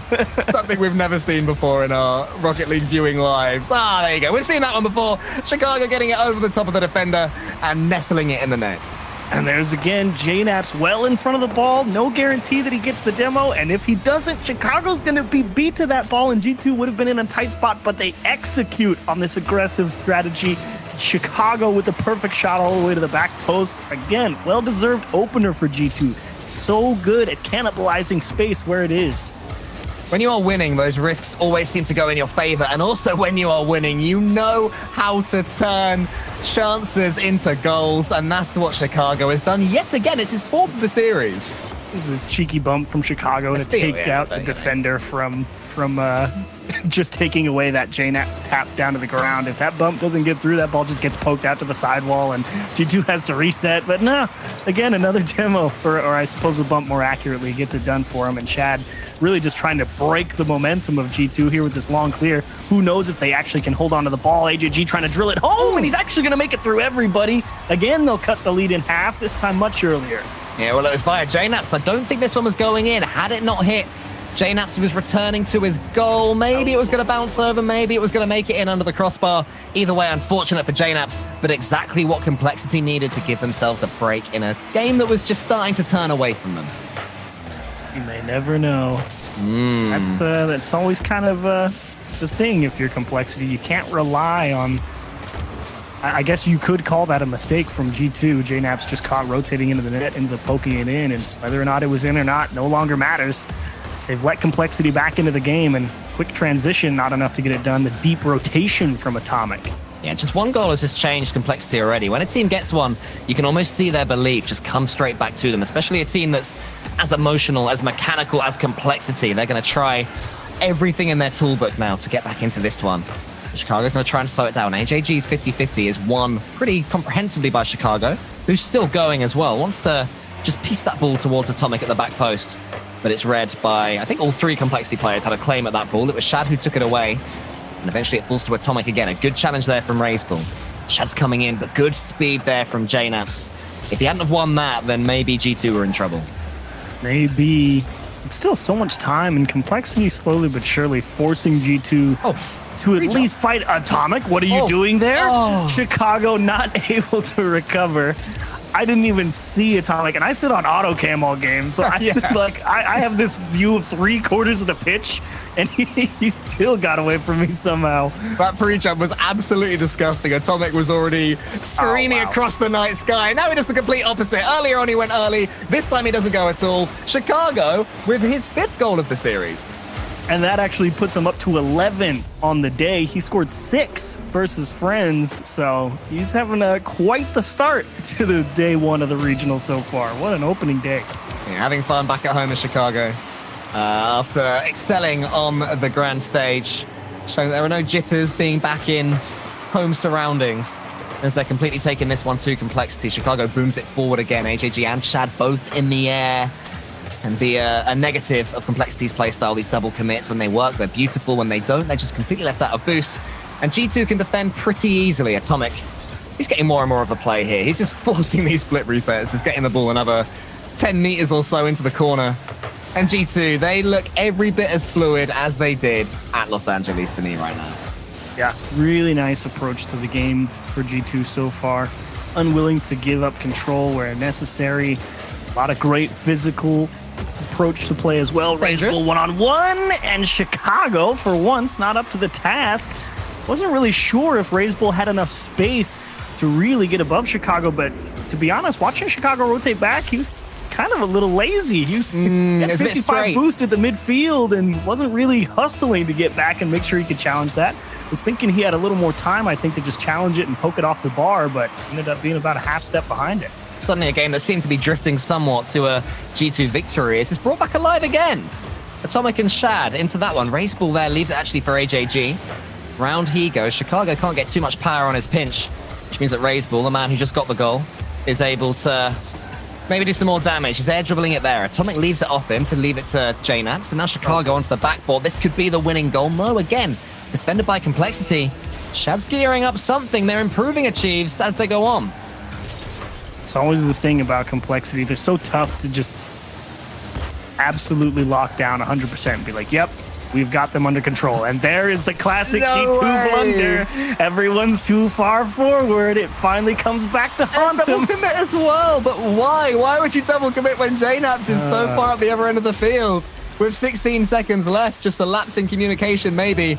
G2 looked so comfortable. We weren't just praising their goal scoring, we weren't just praising their rotations, we were praising their decision making. It was everything about them, but now suddenly Complexity looked like they're making them panic. Chicago's booming clearance though is exactly what G2 need. Is there going to be anyone there underneath them? Atomic up against Razebull. Razebull wins it cleanly. Chicago is there. This is actually a chance for a 0-second goal. It's onto the backboard. Is anybody there to win it? No, they're not. And G2, I think, at this point, are a lead for the overtime. Should be. That was definitely a scary approach with that air dribble and the flip reset. But I think this first couple of salvos towards whatever net it may be on really sets the tone for overtime here for G2. Do they look in control or do they look frazzled? It's controlled. Nice pass from Chicago out wide to Atomic. This is more the style of G2 that we want to see. Just plodding their way around the pitch. Good decisions, passing when it's right to do so, and speeding up also when they should.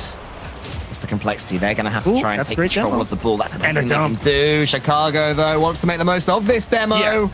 And he does with his personal 6th goal of this series. Look at Atomic get out in front of that play and the dish from JNAPS back to Chicago. I mean, Atomic securing again that space with the physical play in the corner, taking away the only person who can go out and challenge Chicago. He turns in a great double tap into the top of the net.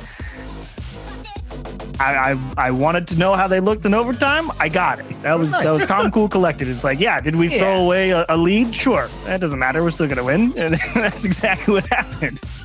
I think that game right there, boys, is the litmus test. We'll get a second look over here thanks to Mobile One. And I really think this is the one that tells me that match one for G2 kind of was, whether you want to call it a fluke, a warm-up period, or what have you. This, them staying, as you put it, cool, calm, and collected in OT, I think is kind of proof in the pudding that, like, we got the real G2 now. It's all good. You know, Complexity here, I'm not counting them out, by the way. I still think this is a strong team, but what I'm seeing out of G2 here is kind of what, you know, you expect from the major winners. I got it. And so, like, looking at that, that's really where all my eyes are. We do have 3 other games going on across the league at the moment. Ghost Gaming just won their 2nd game above version 1. Wow. Faze Clan is 2-1 above Rogue as well. And Space Station, right down the middle. Let me tune in. Daniel literally just scored to tie it 1-1. That sounds about right. 20 seconds left. Oh, so that Space Station Oxygen one, what was it, you and Cheese that was talking about the what if about an Oxygen? That's always Oxygen. They can always just have one heck of a series and make you work a lot harder than you think you should have to. But I remember, everybody, you can watch all of those series. They're currently going on these Org's brilliant team streams. Go and check those out. They're all genuinely great. Watching team stream is such a fun thing to do with everybody rooting for the same team. But we root for nobody in particular here. We just root, as I said earlier, for Rocket League, and AJG has scored a Rocket League goal. Well done, he has indeed scored a Rocket League goal. Kind of a weak touch, and Chicago caught one step too far forward. Atomic having to evade a bit of the demo coming through, and that puts him just a little bit behind, so the middle of his car can't get behind the middle of the ball, and he gets out-vectored. I may be wrong, but I want to say that's the first time that Complexity have scored the first goal in any of these games. So I wonder if that will change the complexion of this one at all, as they're coming into this one for a lead. They certainly won't want to sit on it, and they will want to double down as early as possible, which may be to their detriment as Atomic's rising. He's all alone, and he is going to equalize. He never misses that. Can always depend on Atomic. That's a huge challenge from Chicago. Honestly, I'm quite astounded that he got that to go forward. I thought at best it was going to go straight up, but had just enough of it to just kick it right up into the ceiling and had enough forward momentum, it seems. So get it right back in short order. That's got to be frustrating if you're Complexity. You were hoping maybe you were going to put them in the headlock for a moment. Dish to JNaps, and a step too far forward for him gives RazeBull the time to adjust. Such a lovely choice, though, to pass after that, because it was a good kickoff there for Complexity. And suddenly G2 turned it into their own chance. Atomic with like a floor reset there, bouncing back to it with his jump. Great play. Didn't quite work out on a goal, but Atomic is just pulling so many strings for G2 right now. Raze will do the same for Complexity. There's a great fake. He goes for the second one. JNaps says, I know what you're doing. Whenever anybody gets one fake, they always go for the second. You got to. No, huge read from Atomic. I would have committed near post and just gave up a goal. And here it goes again. He never gives up on the play. Just Atomic. He's just everywhere achieved. You can't get through him. That's a huge challenge monster at the moment. Boosting up to the ceiling and just stuffing that clear. Honestly, as well. Oh, that is gross. So... I feel like Atomic is definitely going to be on Chicago's Christmas card list at the end of the year, because Chicago has scored about 57 goals so far this series, and I think a lot of them have been Atomic bundles his way through, Chicago dodges the ball in at the end and claims the plaudits. Well, Chicago does have a 70.59% shooting accuracy so far. Well, very well could be because Atomic's making it as easy as possible.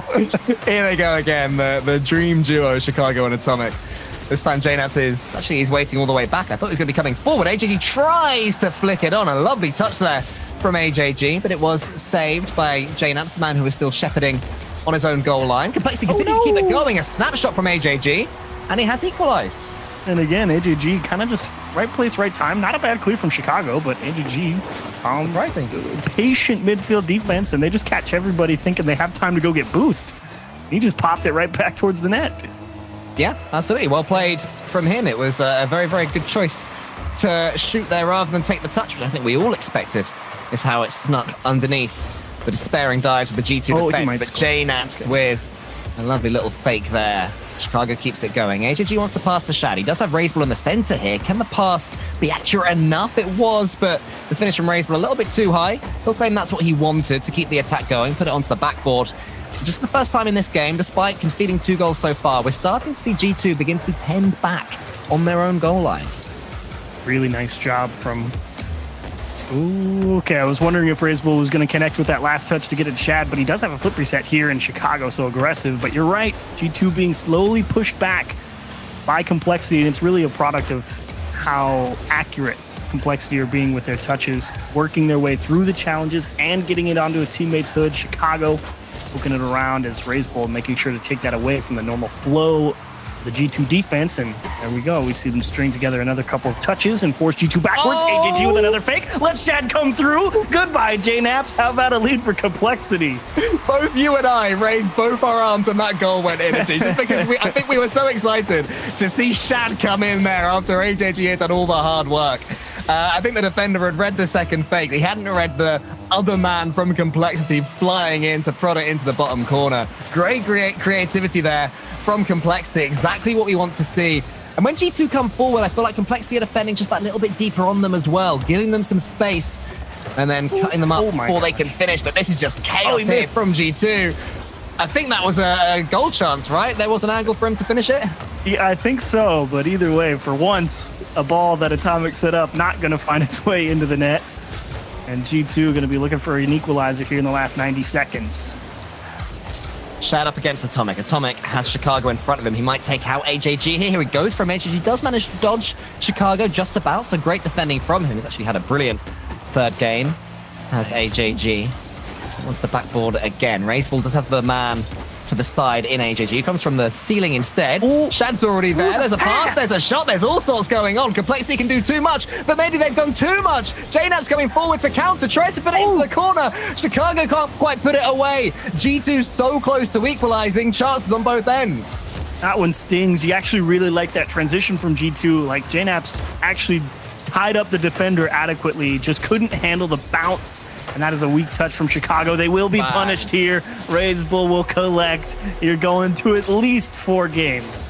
First time on this broadcast, we've not had a sweep so far today, which is always exciting. And what a pass that was there from Shad. You know, he's absolutely nailed that corner of his car to get so much power on it and make sure that the job was as easy as it possibly could have been there from RazeBull to make it 4-2. you did have to feel like Complexity had to win one game, right? Yeah. You can never 3-0 Complexity. They're too good. They're so hard to put away. It just wouldn't have felt right for a game this fun to watch and exciting. You don't want it to be a sweep. You want this one to go all the way to 5, 99 times out of 100. G2 are doing their best to prove me wrong and make that not the case, but Complexity are just able to defend and then take their way out of defense and put the ball all the way back in orange territory. And it does seem that this one is getting away from G2, barring any last-second theatrics. We have achieved some last-second theatrics. That being said, it doesn't feel right if you 3-0 Complexity. If I have to offer them on the pyre to see an 18-second 2-goal comeback, yeah, I'll do that. Chiefs, your loyalty continues to astound me, my friend. I demand chaos. All right, let's see if you have any. A fake kickoff there from Complexity. That's smart. I like the kickoff play there when there's a little bit of pressure on them to survive for 2 seconds. Complexity, they managed to take that third game. Love to see it, man. Love to see it. Like you said, when we're up here, we're kind of just rooting for bonus Rocket League. And that's exactly what we're getting out of here. 5 games, or at least 4, rather, we're getting out of this one. I will say, across the league, Ghost Gaming, they did it again. They swept version 1. Despite version 1 looking good, they did it again, guys. Wow. This Ghost Gaming team is all that and a bag of chips. I'm really, really excited for this new Ghost Gaming squad. I mean, I think, where is the ceiling is the question that we have to start asking ourselves, because when you start out the tournament sweeping the general NRG, and then you continue with another sweep, version 1, a different caliber of team, sure, but they are trending upwards. I mean, that's where you start asking the other question. A different style of team as well, version 1. They are so different to NRG. So the fact that Ghost Gaming have gone through both of them shows that they have adaptability as well, Achieves. And they're going to get another different style in their next game because their prize is either G2 or Complexity here. So lucky them. It only increases, unfortunately, as the upper bracket goes on. But 2 sweeps, 6-0 on the day. I'll take that. Where is the ceiling indeed? You can't complain about that any way you dice it. Faze Clan and Rogue are going to a game 5, and game 4 is not done yet between Space Station and Oxygen, but Oxygen has the lead. I'm just saying, might be the distance all about today. Right now, though, game 4. We're having some brilliant games in the upper bracket right now. There's games going to teams that you never expect, and 5-game thrillers and all sorts. What a round of Rocket League this has been so far, and it's no difference right here between Complexity and G2. G2 looked like they were just stepping on top of Complexity, but Complexity, if you've just tuned in, stepped up since then, and they've returned to the style of gameplay that we expect from them. The creativity in attack, the fearlessness in attack. And it's looking like they're starting this 4th game in the same way, Chiefs. Indeed. And I'm kind of shaken over here a little bit because it's been so long since we've done double elimination anything, I feel like. And I forgot how much pressure there is on every single game. It's just like, I love it. My goodness, it's terrifying. I keep pitching a massive single elimination bracket and being shot down, but one day it will happen. You lose once. Yes, F-Talk, you and me. We're going to change the scene. It's going to be every map Aquadome, single elimination, as far as the eye can see. Let's chuck Rumble in there. Why not? Let's really have some fun here. All right, calm down. I've lost my one ally. You lost him. Anyway, here's AJG onto the backboard. He's going around the world. Shad's right there, putting that one into the center. It's pretty close between these 2 teams in this 4th game. Complexity, I like the way they're playing. They definitely are offering G2 that extra space. They seem less rushed in defense now. It is probably the right take because it's seen that. Oh, man, that's another one off the bar for Chicago. It's been so rock solid. Now a couple of shots going awry for him. That's okay. They're not easy chances by any stretch of the imagination. Just to Shad and Atomic all over it. That guy's been an absolute ball hawk. He has been a menace as far as Complexity are concerned. Every time he gets the ball, you just know there's going to be some sort of brilliant assist, at least assist potential. But the luck just seems to be going slightly against G2 now. I was saying earlier that when you start winning, those things go your way. But there they go. They turn it around. There's Chicago. And who got the assist? Of course, it was Atomic. And you can see AJG here. He actually... He just flipped. He was stuck in no man's land. I think that the quality of the goal is chase the Chiefs away. You back with us? You're back with us. I think I was terrified there. It's just I saw AJG lock up, and I was like, this is what it was like being AJG. I've gone too far. I must stop. Well, you didn't miss too much. You saw that kickoff go in there, and we are back as we were. AJG has a pass towards Shad. No, in fact, he has a shot, and AJG scores it. Well, there you go. He's apparently restarted the engine, and Razebull just fighting 3 people in the same corner, and everybody on G2 realizing we are not in a good spot. And HAG says thank you very much. Yeah, Chicago not for the first time sees the ball fly over his head when he is on that goal line. F-Dot, something incredible has happened, no doubt.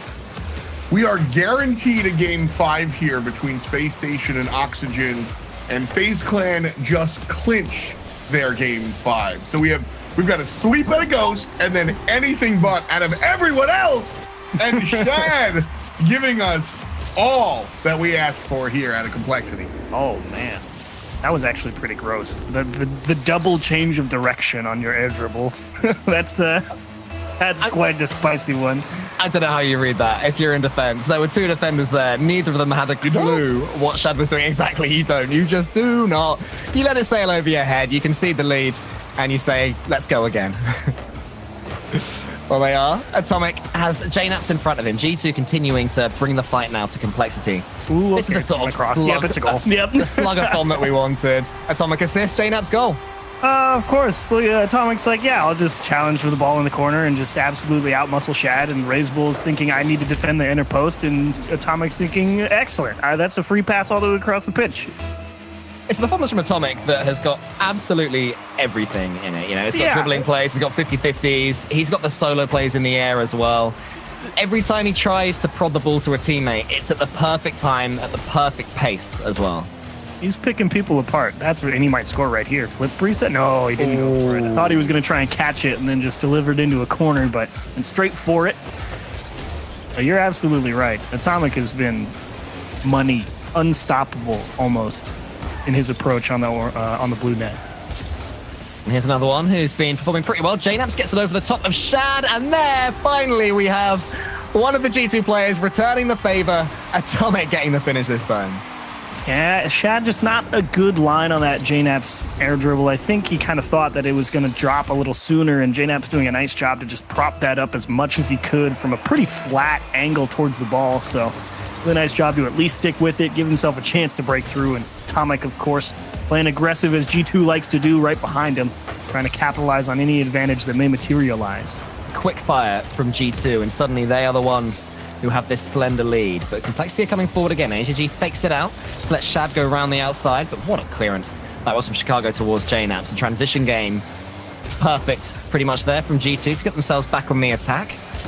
Razebull booms it as far as Shad, but these 2-man transitions not really going anywhere for Complexity right now. The third player is so deep that all they're doing is going into G2 territory, allowing chances like this from JNaps. Tries to roll his way around the ball, but ran out of boost before he could do any damage. Chicago onto the backboard there. Shad clears it to the side. And Complexity just seeing time tick away from them. They have to turn this one around, and they have to do it fast. And they haven't had anywhere near as many chances as they'd like in the last 15 seconds or so. G2 are reading everything. They are doing so well. Will they get the one more chance they need, or will they even need more than one? It's just over the top from Atomic. 25 seconds left. I think you made a good point about that 2-man transition not quite having enough pieces to really stitch it together, and that's because G2 being so aggressive in the midfield, always contesting that pass out to the teammate, not letting them trap it for free and make whatever next decision that Complexity wants to do. And now with time ticking down to 0, they got to make something big happen, and that pinch going to make them do it the hard way. 4 seconds left. One more chance for a pass, but Shad has, we'll say, faked it. Razebull tries to prod it over the top. JNaps is there. Booms it as far as he can, but Shad will be underneath it. Keeps back the ball high. Razebull does have some boost. AJG is there. He takes it over the top of Shad. G2 are going to watch that one go wide. And G2, your winter major winners, are also going to win here. Hero's effort, though, from Complexity. Yes. Really liked that last couple of pushes. Didn't quite have the execution to really scare G2, but definitely pressuring, definitely understanding the situation and knowing how to execute in it. Just didn't stitch it together when it counted. And G2, I think you said at the start, Cole, they looked like major winners, and that's Yeah. how they absolutely came out here and performed. And F. I don't know if you could disagree, but if you could, you wouldn't. Okay, good answer. Yeah. I was like, where? If I could disagree, I don't know where I would be, because it wouldn't be here. At the end of the day, G2 have earned their place on the mantle. This is the only only match that we've got left going. Oh my gosh, it's a slaughter. Well, yeah, I was gonna say something a little bit more respectful, but yeah, it's not going too well. That said, Gimmick does put one in. So what Gimmick does is set up the Brazil. That's what Gimmick has just done. It's a gentleman's one. Nothing there more, are nothing less. 45 seconds left on the clock. Okay, it's not over till somebody's singing. And this is game 5. Don't make me sing opera. I will. I'll do it. Will you really? I appreciate it. You know what? I do appreciate it.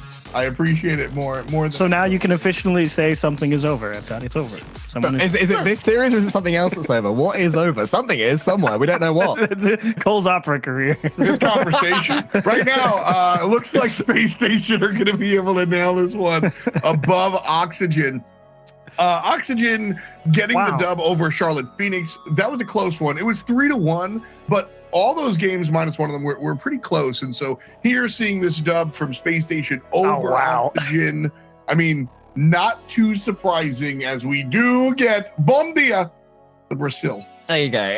It was always going to happen. Chat's happy. It was inevitable, yeah. There's lots of Twitch chats going on right now, being excited at the Brazil. You gotta love it. You gotta. I mean, these are the things that make us a culture, not just an esport, right? That's RL Nation out there doing it to them. And so our upper quarterfinals are done and dusted. Complexity falls down to G2 in 4 games. Ghost Gaming again finds the sweep, this time against the purple team in version 1. 5 games for Faze and Rogue. Faze Clan winds up on top. 5 games for Space Station and Oxygen. And we just saw that one, SSG, wind up going all the way up. So nice looks there as we clean up our quarterfinals. So next up, we have our lower round 1. So we've got a couple of matches here. I believe we're going to be focusing on the general NRG one more time. They're going up against all mid. So theoretically, Cole, this one should be in the general NRG's favor. We've got a break, but I want to get your thoughts real quick. The general NRG 3-0 it very easily, but then the real work begins, is what I'd say about that one. Well said. Don't forget, this is just day 1 of the Verizon Ultra Cup. We have 2 more days. Everything is all incredibly explosive. You don't want to miss any of the action. We'll be right back with the Verizon Ultra Cup.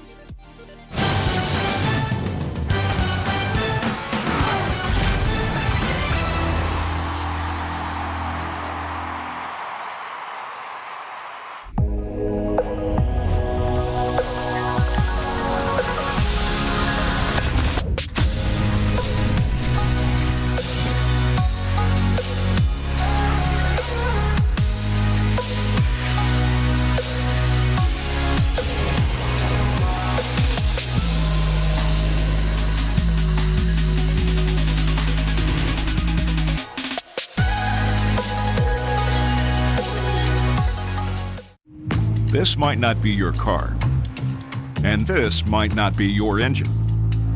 Maybe this isn't your morning routine, and maybe these aren't your coworkers. Perhaps these aren't your standard driving conditions. Far from it. But this is your oil, which means you're one of us, doesn't it? For serious engines, on and off the track, upgrade to Mobile One. It's 3 a.m. I need a taquito. If you want it, we can get it from the 7-Eleven. Slurpee, light bulbs, antifreeze. Here's your order, nacho cheese. If you want it, we can get it from the 7-Eleven. Tippy driver.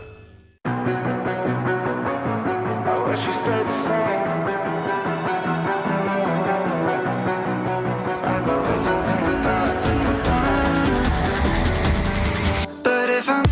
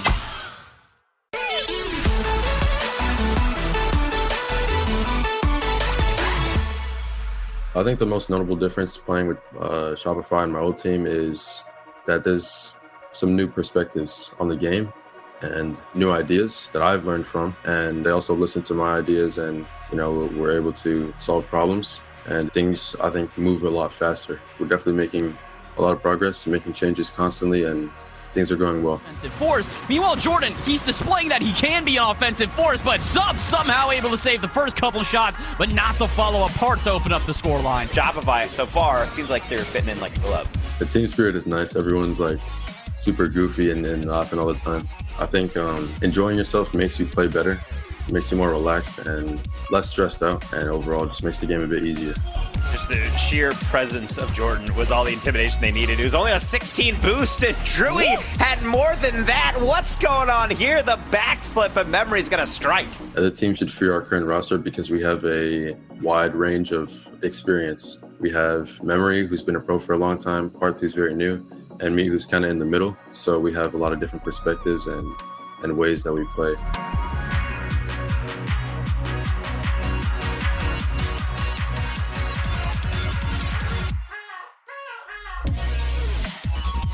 This split, I hope to achieve at least one top 8 result, but we're still in the process of getting to the same page with gameplay stuff and just learning each other's play styles and getting used to playing with each other. And I do hope to make the major. Jordan up, he's got the touch and he's got the dunk as well. He's massive, he's lifting constantly. Look at this.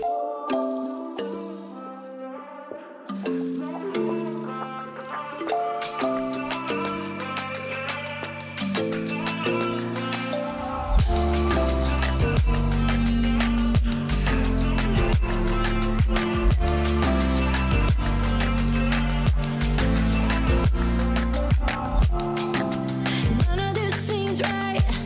What am I holding on to? If it could be black and white.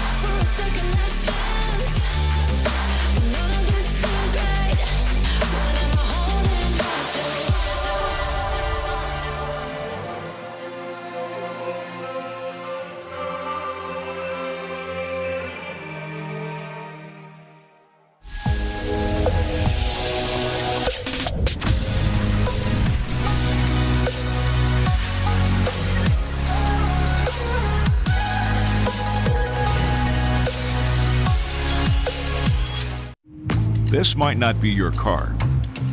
And this might not be your engine. Maybe this isn't your morning routine. And maybe these aren't your coworkers.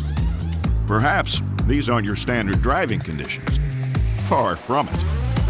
But this is your oil, which means you're one of us, doesn't it? For serious engines, on and off the track, upgrade to Mobile One.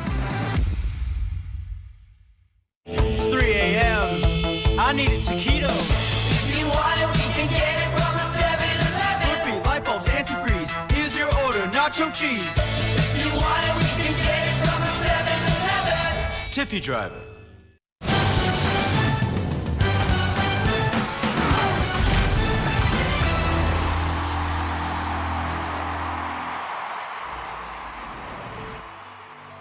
Welcome back to the RLCS. It's the Verizon Ultra Cup. I'm your host, F. joined here by some of my best friends, Jorby and Spaceman. I'm excited to be here next to Jorby. Spaceman's just here. But anyway, Jorby, how you been? Yo, F. I've been wonderful, man. I gotta say, you're looking really great in that shirt, man. You've been looking fabulous today. The hair looks great. Spaceman, he's here too. But you're both mid. You're both mid. I don't care. I don't want to talk about the games. I love you both. Oh man, so much love in the air for real though. Getting a chance to hang out with everybody is always super fun. We got a taste of that in LA. Now, majors rolling along, and this one rolling along as well. Bring up the bracket. Let's take a look at what we've been seeing as the Chiefs and Cole will bid us adieu, and we keep on keeping on. So the story here today, for my money, has been Ghost Gaming.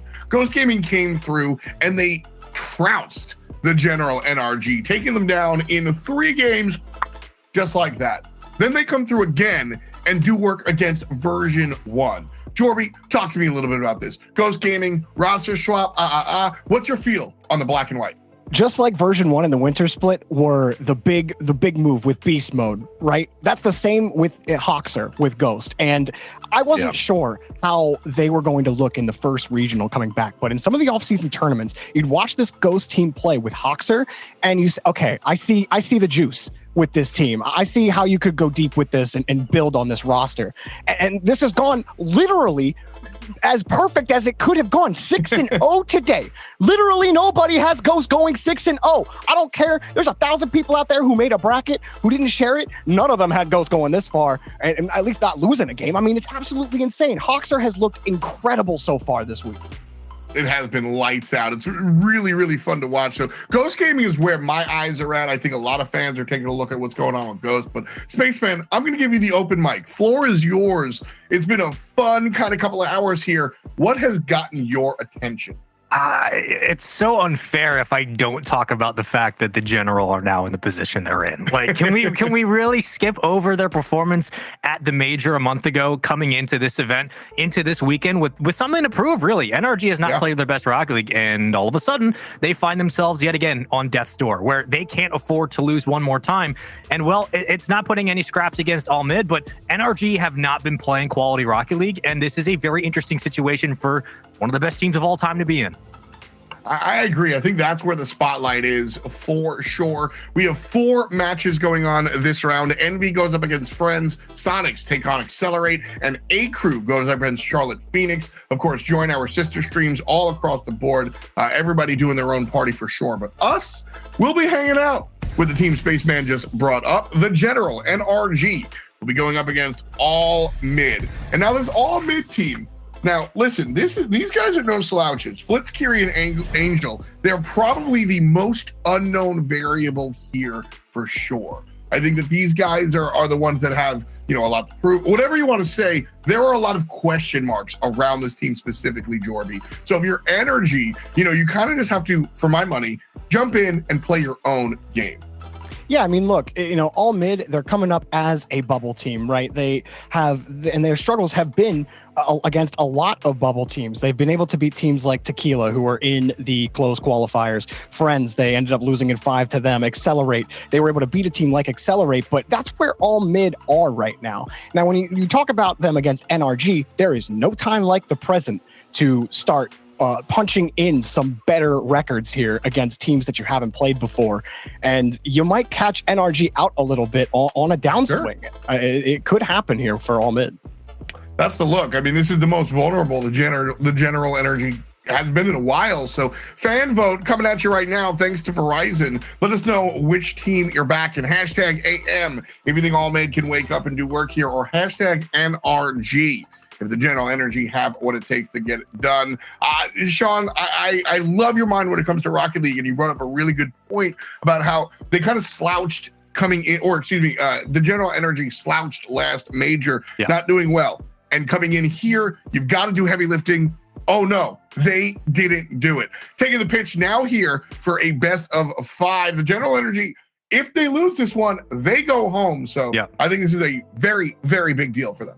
It is. This is not just for results-wise for NRG to get themselves back again, continuing their run through North America and maintaining the points that they need to make this mid-season stretch towards Worlds. But this is also for the fact of the sanctity of the roster. If they don't play well this weekend, there will be a legitimate consideration and conversation around, does change need to happen? Now, we could get into that deeper, but I just think it comes down to, are they going to play good games of Rocket League? Are they going to play a good series?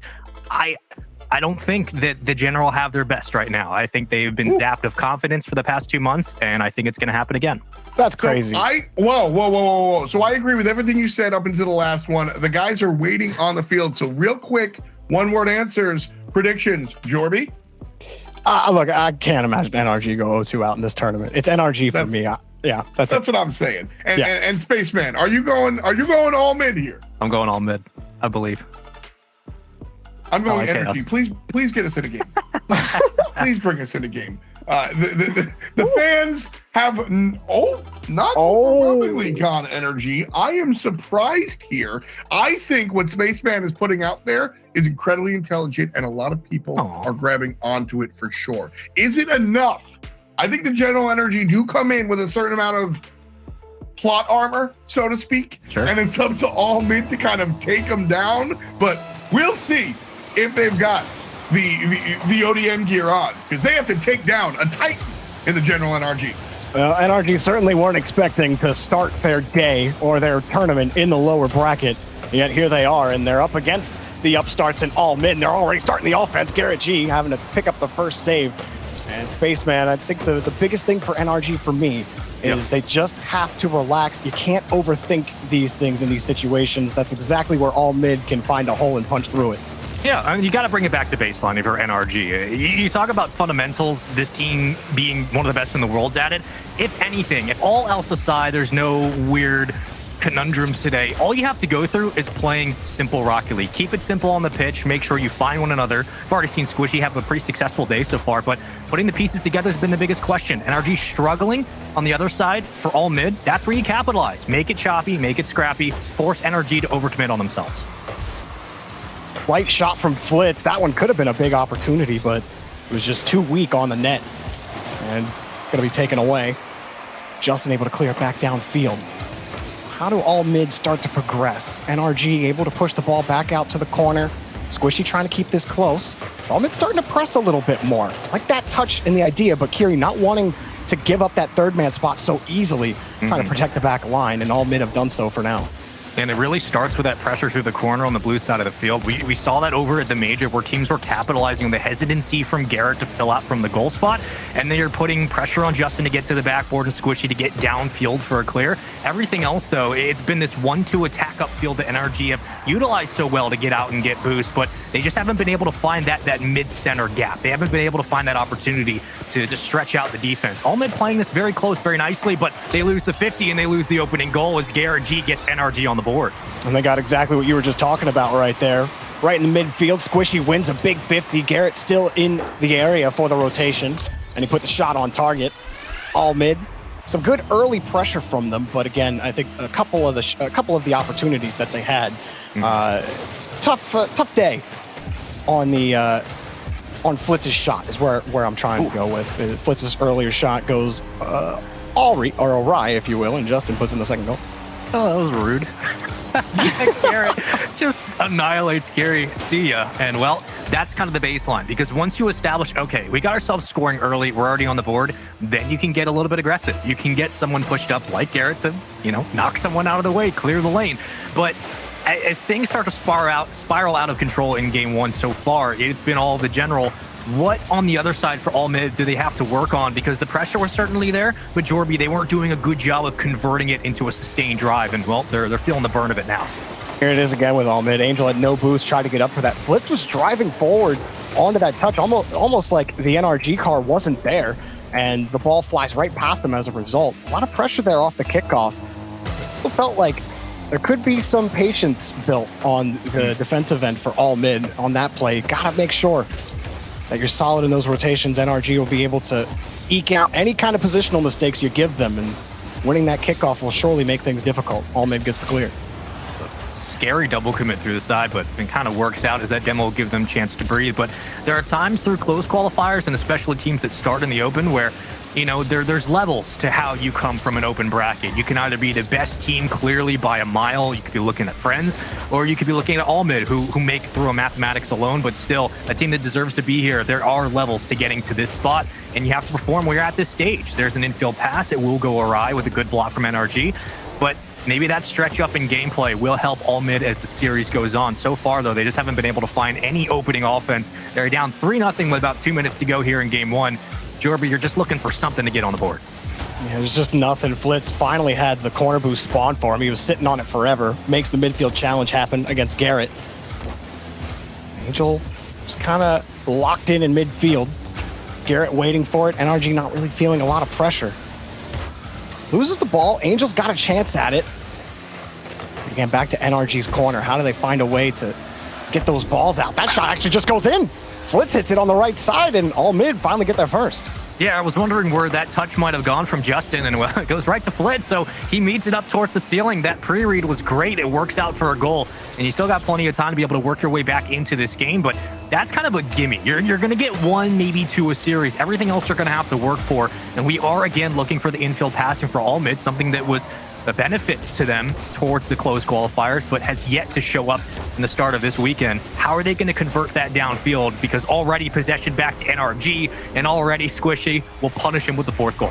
And everything goes wrong here. Kiri gets bumped after his attempted clear. Flitz is still coming back on the rotation, and Angel knows that he has to get in there quickly and just try to make something happen on the challenge. He doesn't want the ball to just roll forward, and it was just panic. After Kiri got bumped, it gave up the touch to NRG, and another goal for them. All mid, you thought they might have been able to start something there with 1:30 left. NRG are making the path a little too long for them to get back in game one. Yeah, and this brings up an interesting discussion with watching how Friends played during the qualifiers. They didn't play scared against anybody. Didn't matter the competition. They brought their A game, and sure, that could just be the dynamic of the roster, but it's always a question for when a team does qualify. How do they approach the start of their group, either the start of the double elimination bracket? In general, what is the approach they give? And it just seems that there's a lot of hesitancy so far with what all mid are bringing to the table. They're letting NRG get so much space past midfield. These double commits just mean there's more opportunities for Squishy to reset back up for Justin through the corner. All mid not challenging a lot and letting it get towards the backboard. That's a dangerous touch from NRG. And they've kept the pressure on for about 30 seconds. Yeah, having to use a lot of boost as well. The canisters not readily available for them. Even the pads getting snuffed out. And then on top of that, for the panic, it's also the positioning. Kind of positioning optimistically, hoping that the ball's going to go a specific direction on defense. And a couple of NRG's goals have just been from a panicked all-mid defense. I truly think if they slow down a little bit, let NRG have the progression, let the challenge develop, let the play develop, and they might find a few more clearance opportunities. But for all mid, they started the game well. They had good pressure. The shots weren't great. You definitely were hoping for some more power out of all mid on those shots, and then the panicky defense on NRG's transitions were just too much.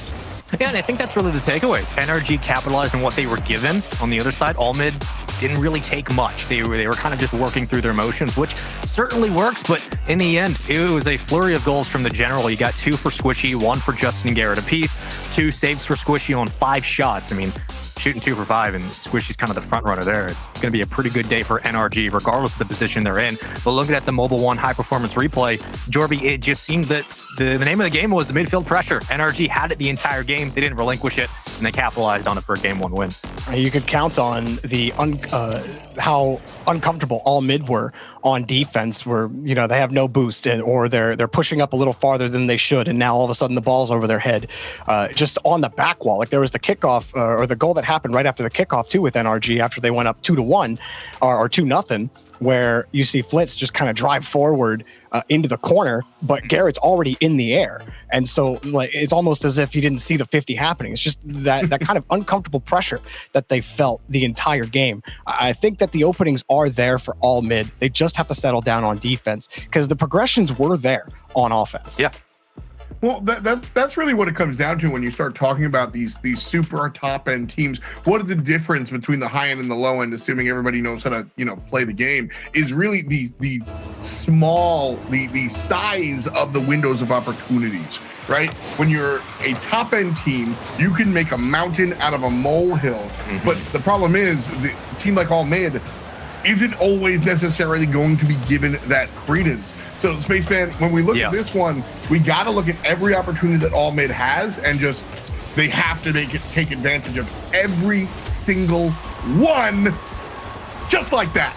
Oh, dude, you're 100% right, and we're back to the fall split where every time we jump in, F-Dot, you always find a way to get a team on the board every single time. But I think you hit the nail on the head, F-Dot. I mean, if you're all mid going into the series, NRG aren't going to give you much, so whatever you're given, you take, but you also try to have to force some opportunities and get NRG to play uncomfortable the way they have so far. NRG can make a mountain out of a molehill. They're that good individually to do so. So you're playing with basically fire versus a volcano. All mid have to find a way to quell the beast that is NRG, both fundamentally and opportunity-wise, as yet again the pressure seems to be there for NRG trying to push it towards the backboard. Small shout out to Kiri on that goal. Nice little wave landing into the shot. That was really nice. That one, a nice leave for Squishy, and he puts it really hard against the backboard. Saved, and nope, own goal. Just kidding. Justin gets the goal. I mean, great setup from Garrett, but even better from Squishy. It's the 1-2-3, and this is standard. This is fundamental. It's practical for NRG. That's something you're going to have to try to save. Don't think there was a lot of boost in the net to be able to get up and get a hand in front, but regardless, as quickly as you're able to get something on the board for all mid, NRG equalize it immediately. Now you have to reset, go back to square zero, and just find a way to work forward. That was a great hard touch by Kiri again. Gets out in front of Justin, but Justin still gets the hard clear. Squishy waits for it downfield, pushed away again. Squishy, another shot turned away by Angel.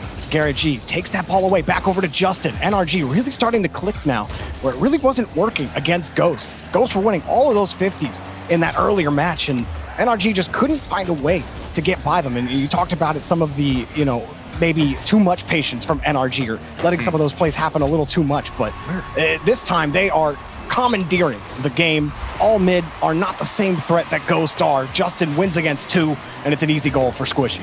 Yeah, this was a mistake that actually started about a minute ago. All mid started to double stack in the front of the box to make sure they could take the one-on-one challenges from Garrett, from Squishy, trying to get it towards the backboard. So once they did, obviously you run out of boost, then you have to splinter off and get the corners. Well, everybody did at the same time. You lose a double commit on the challenge, and NRG are like, hey, there's a free net. We can set up shop. So it was an interesting approach on the defensive end. It worked for one push, but NRG are not going to go for one and fall back. They're going to stay up there with possession. That's something all mid have to be able to recognize if they want to play a defense-heavy strat. NRG all waiting in the corner. Is Angel just going to drive forward into this ball? Kiri up for it next. Can I catch NRG out here? Justin comes back on the rotation. Kiri squares up, but it's taken back and away. NRG get another clear. Flitz trying to slow them down. Justin pops it up over one. Garrett's got the backboard. Garrett's got the goal! Beautiful touch from Garrett, 3-1.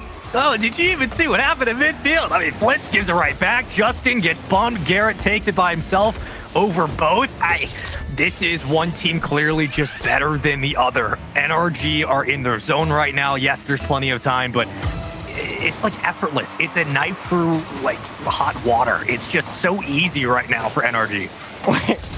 Don't worry about it. You really slice water? Oh, look at that! Let's go, baby! Whoa! Hang on a second, Spaceman. I think that the water just got a little icy. Here's Flitz. Look at that read right off the ramp. Beautifully done. Puts them within one. It's all designed. It's all in the script. We know what we're doing. 2:46 to play. It's just game two, man. I'm still thinking about the knife through water. I don't know about that one. Hey, if it wasn't water, there's no ice for all men. Let's just keep it real, okay? Well, at least the Keep it knife a could cut through ice. Technically, the water would separate around the knife, right? It's like a part Squishy's of the about to knife. separate around the defense. Hold on a minute. Oh, Garrett. Oh, Hey Garrett, guys, here just 1v1. with an update. Just want to let you know. I just wanted to stop the conversation. Envy's up 2-0 against Friends. Back to you. You know, Friends, quite the story, but Squishy, he's a story too. He's got 20 boost on the ceiling and defended. Justin was ready for the pass, but it's taken away. Yeah, Envy roster is also a team to look out for. I think Illusion will do great things on that squad. Justin trying to clear it away. You have a demo, so a man advantage there for the moment for Allman, but they don't really convert it into much. And with these awkward 50 touches and these little extra possessions, that's where Energy make most of their money on the counterattacks down the field. Ooh. Having to contend with a counterattack right there. Justin launches the ball back. Garrett's ready for it. He's only got one to beat. Gets underneath on the reset. Garrett G commanding the pitch. 4-2. Oh, the captain steps up, gets the corner boost. Justin puts it on a dime, and Garrett burns very little to get back to that ball. And you're in a one-on-one situation. I don't want to bet against him much. That's really easy again for NRG. They push the lead back to 2 with a minute 38 to play. Allmid need to complete a full 180 reverse if they want to get themselves back in this game. Let alone this series. You're down 1-0, could be 2-0 very quickly. NRG in cruise control right now. Oh, Angel, not enough boost to chase that ball down. Kiri might have a chance at it, but he ended up giving the ball back up to Squishy. You saw Squishy jump on the sidewall immediately, reading ahead of time. It actually just forced, I would say it forced the mistouch there out of Kiri. When you see Squishy jump for it, makes you think, oh no, wait, I have to account for this. And now all of a sudden NRG have possession again. Here, Garrett, another high ball. Forces all mid to really think about those touches on defense and where exactly they're going with the ball. Flitz just has to punt it downfield. He's got no boost. Angel left all by himself after being demoed, but he gets bumped out of the way anyway. NRG will not let anyone have any fun. Flitz wants to have some, and he got the touch. Saved by Justin just off the wall. Squishy protects his own boost, and NRG will keep a 2-goal lead. What's more impressive is Squishy converts that 3-on-1 to a 1-on-0 through the corner. He keeps the ball alive and gets Garrett and Justin back into the play. So you have an advantage for all mid for about 10 seconds, but they don't even get the ball past midfield.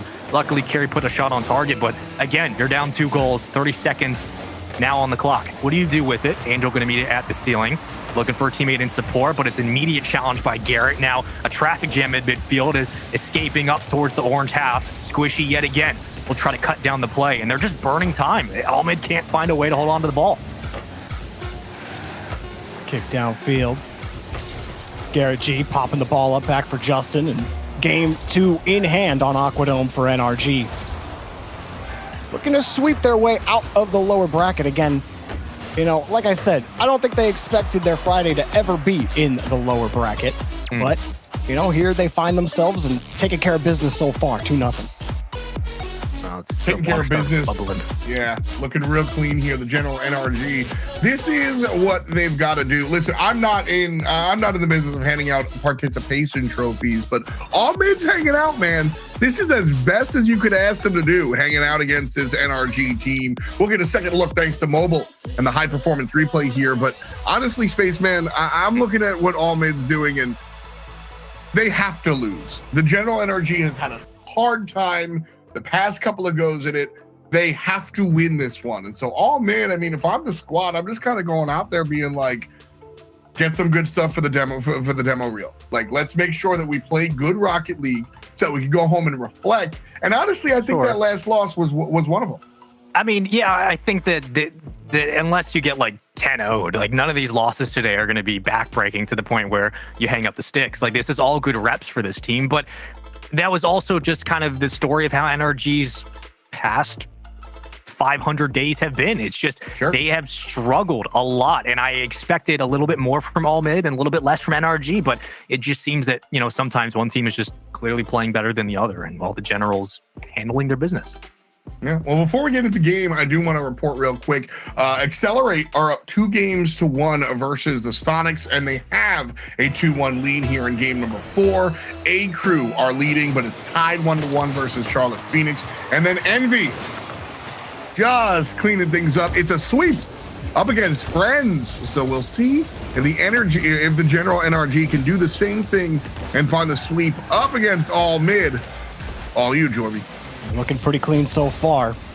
All mid have had a couple of good looks, but they're getting outboxed physically.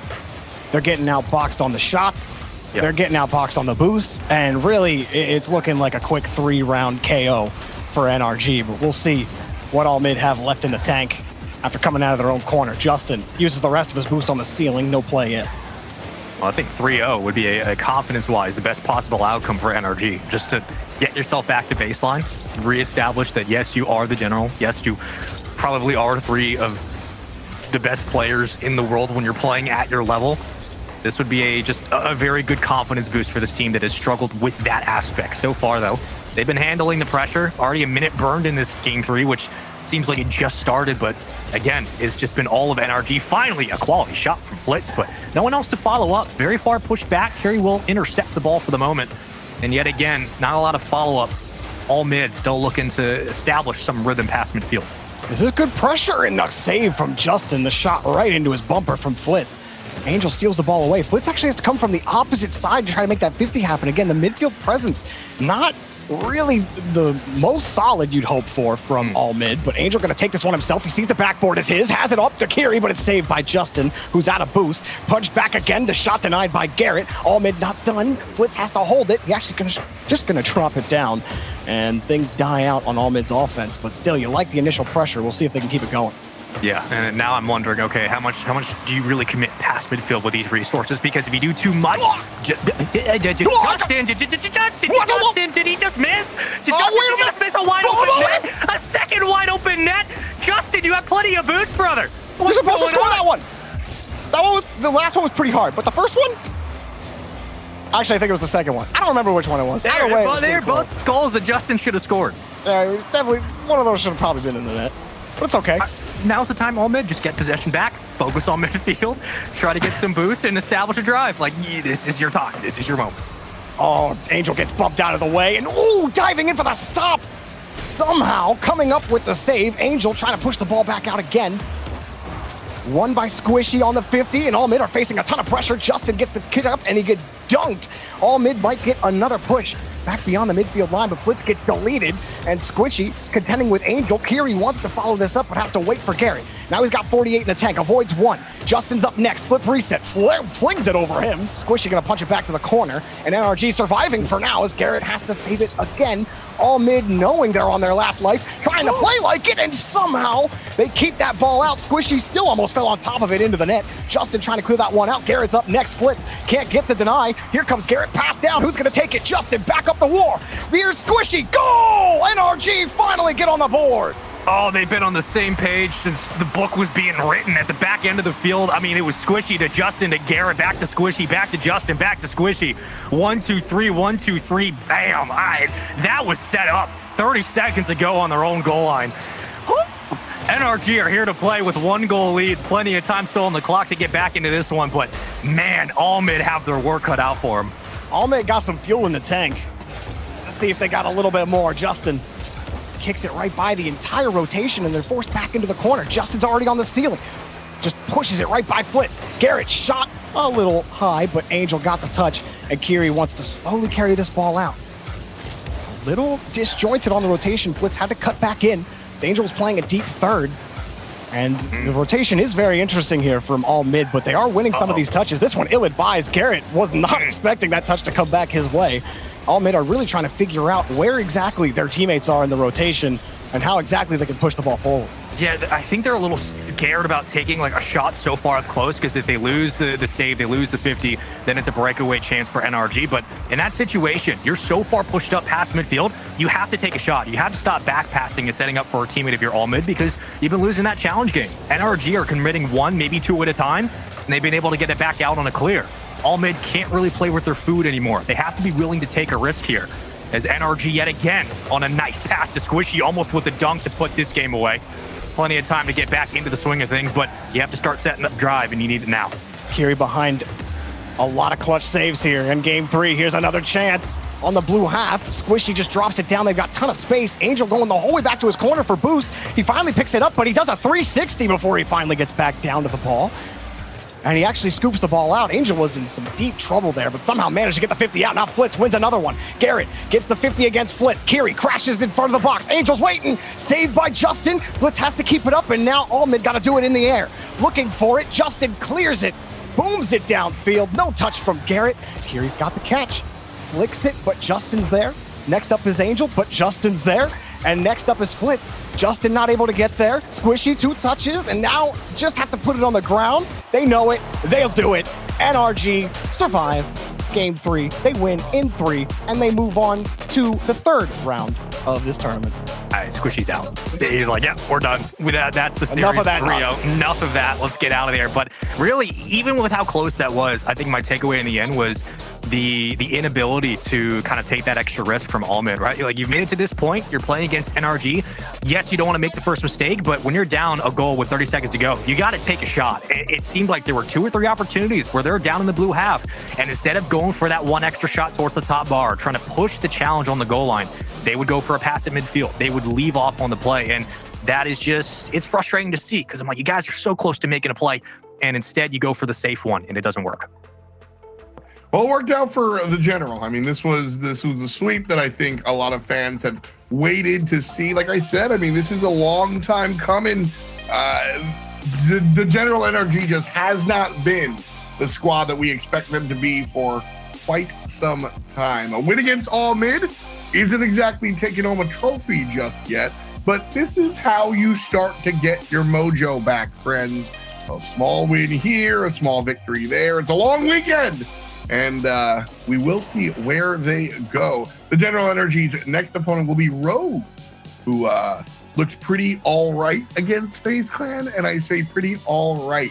They stretched to 5, but they ultimately did fall down here, Jorby. So I don't know. I watched that series. I don't know if either look good. Yeah, I feel that one. Little rough. I feel that one.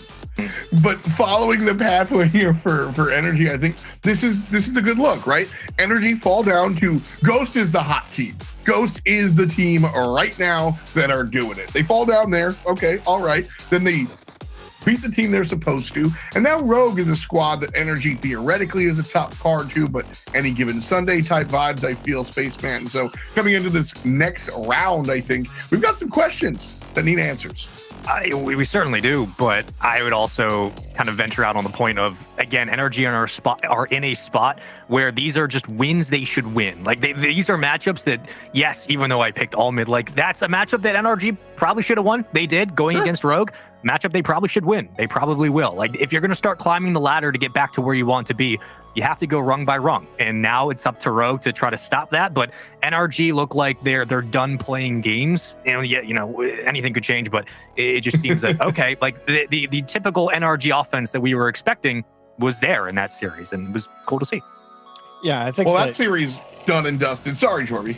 No. I was my little addendum was just going to be after Ghost beat version 1 in as emphatic fashion. Ghost are going to make that loss look better and better as the weekend goes on. So maybe NRG weren't as washed as all of the fans were overreacting to that first match of the day. I think it's a little bit of column A, a little bit of column 2. It's half and man, you like Spaceman with a knife through hot water. I don't. Yeah, never cut through some hot water. Yeah, every now and then you gotta stand up for the homies. But real talk though, we have 2 more matches continuing on. We got Charlotte Phoenix up here with A Crew on the board. A Crew is Astro, Oath, and Fifi. We've seen these guys. Astro has been around, and so a nice look. Charlotte Phoenix has been looking clean, and so this is the one that I'm zoomed in on. Sonics and Accelerate are also in a game 5 for what it's worth. But Jorby, I want your take on the Charlotte Phoenix squad. Charlotte Phoenix, they're one of those teams that they've been sitting around the 12 to 16 range in North America for a long time, and I feel like they really, for a while, they missed Andy. Andy used to be a part of this team, and they were really looking like they were on the come up around then. Then Andy ends up playing on Sonics. Charlotte Phoenix go through, they go through some hurt for a while, but they've posted some pretty decent results against teams in their tier. They're still struggling when it comes to punching above their weight class, and that's kind of where I'm waiting for Charlotte Phoenix is, when are you going to start consistently beating the Oxygens, or any of those teams that have taken the next step, like the A tier of teams in North America, the teams below Faze, below NRG, below G2. Complexity. But I would even put Complexity almost in that category, because Charlotte Phoenix, they've split with Complexity 1-1 in series played. Yeah. So I'm talking about those types of wins. I want more of those. Yeah, that's what I'm agreeing with. Not the NRGs or the G2s, but Complexity vying for that spot. And if Charlotte could start beating them consistently, then they're in the conversation of okay, they're here. Sure. I mean, that being said, though, Accru is a great team. Oath and Fifi, I know you said that Astro has been around for a while, F-Dot. Yeah. But Oath and Fifi are also some of those players that, you talk to people around the community and they say, these are two players that, when are they going to make the next step? When are you making the next step up? And I'm kind of still there with Oath and Fifi. When are you going to take the next step? Beating Charlotte Phoenix, a team in your weight class, it could put you on the road, but... That's my problem here is with Charlotte Phoenix and Oxygen. These are the teams that dominate the closed qualifiers, right? These are the definition of the bubble teams. These are the ones that make it to the closed qualifiers, do really, really well. A Crew here, they don't always do well in closed qualities, but they always make it. And so one step behind you, like you said, rung on the ladder, each rung. So if I'm looking at A Crew, this is one of those squads. This is one of those moments where they go up against Charlotte Phoenix. Charlotte Phoenix is theoretically above them on the ladder, but this is within reach. And so to have the 2-1 lead on Charlotte Phoenix right here is a big, big deal. I'll tell you right now, I think A Crew needs to win it in 4. If it goes 5, I think Charlotte run it.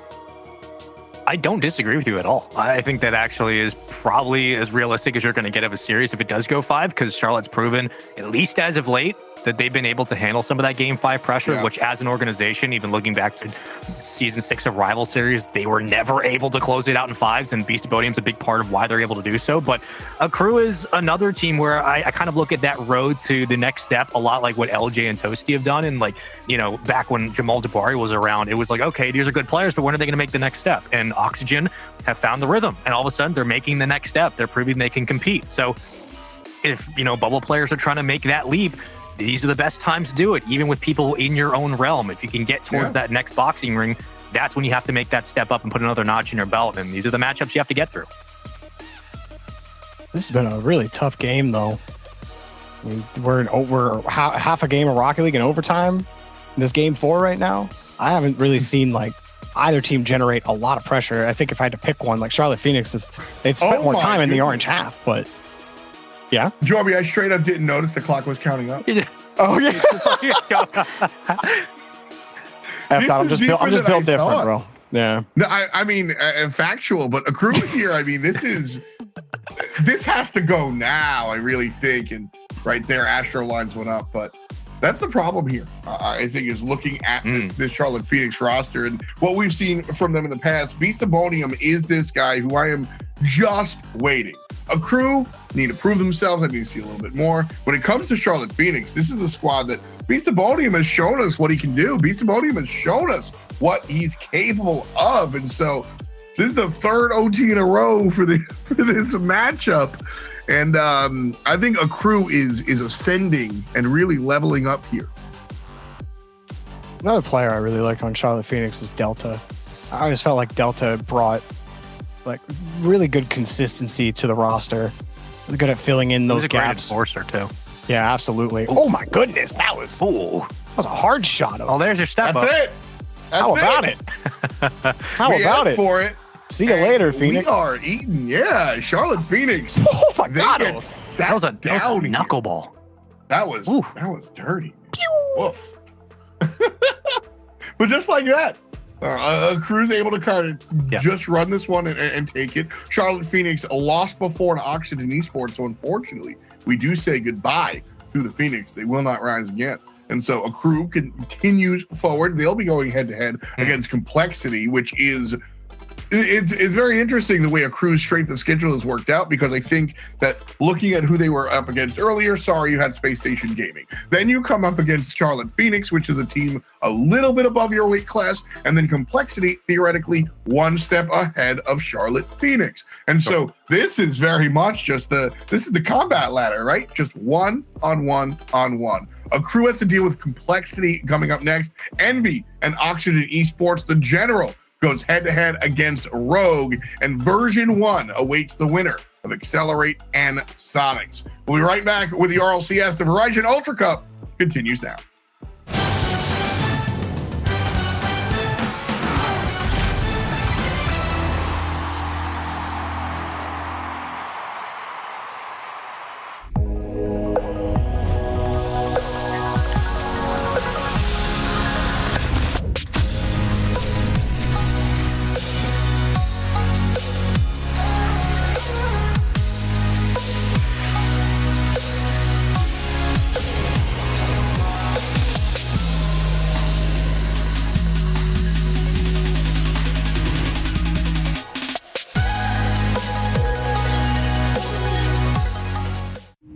This might not be your car, and this might not be your engine.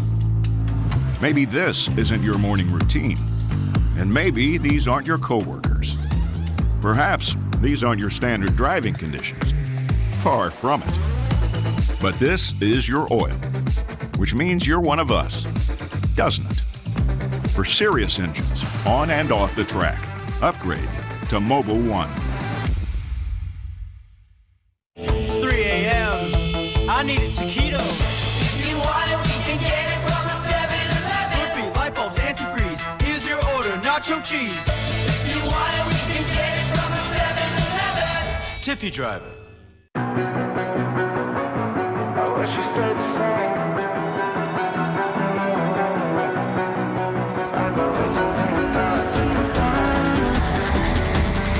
But if I'm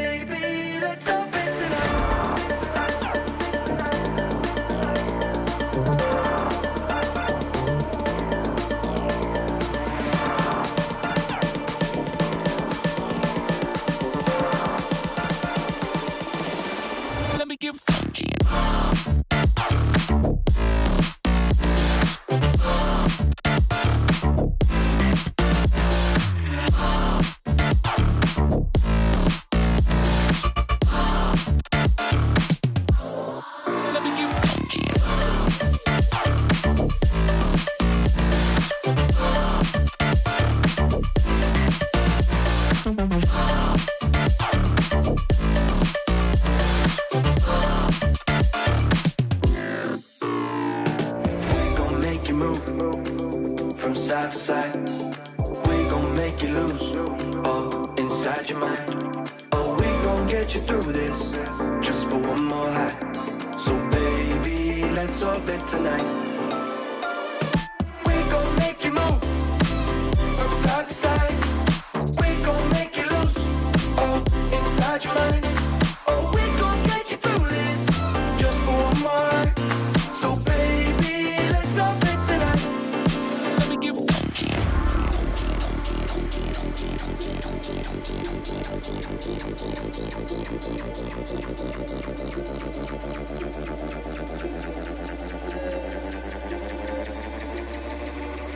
Let's lose our mind.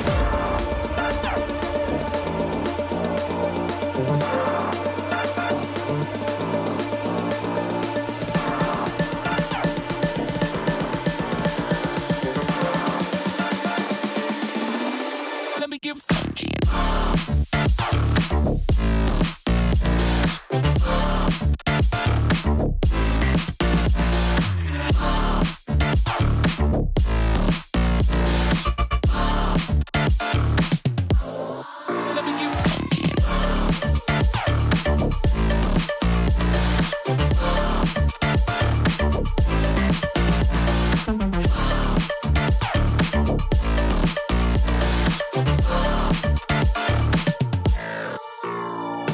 We gon' make you move from side to side.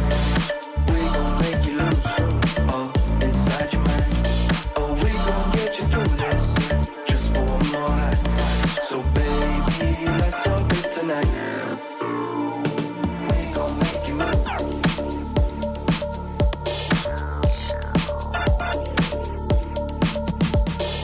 We gon' make you move.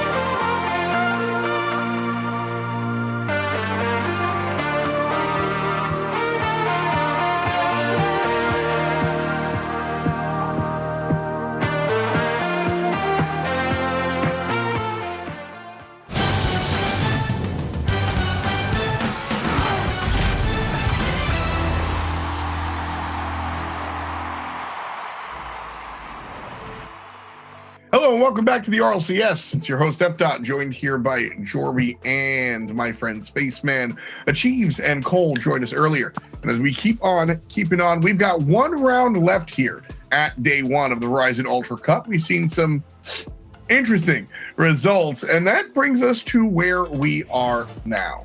The general NRG on the bottom side of things going up against Rogue after they won one.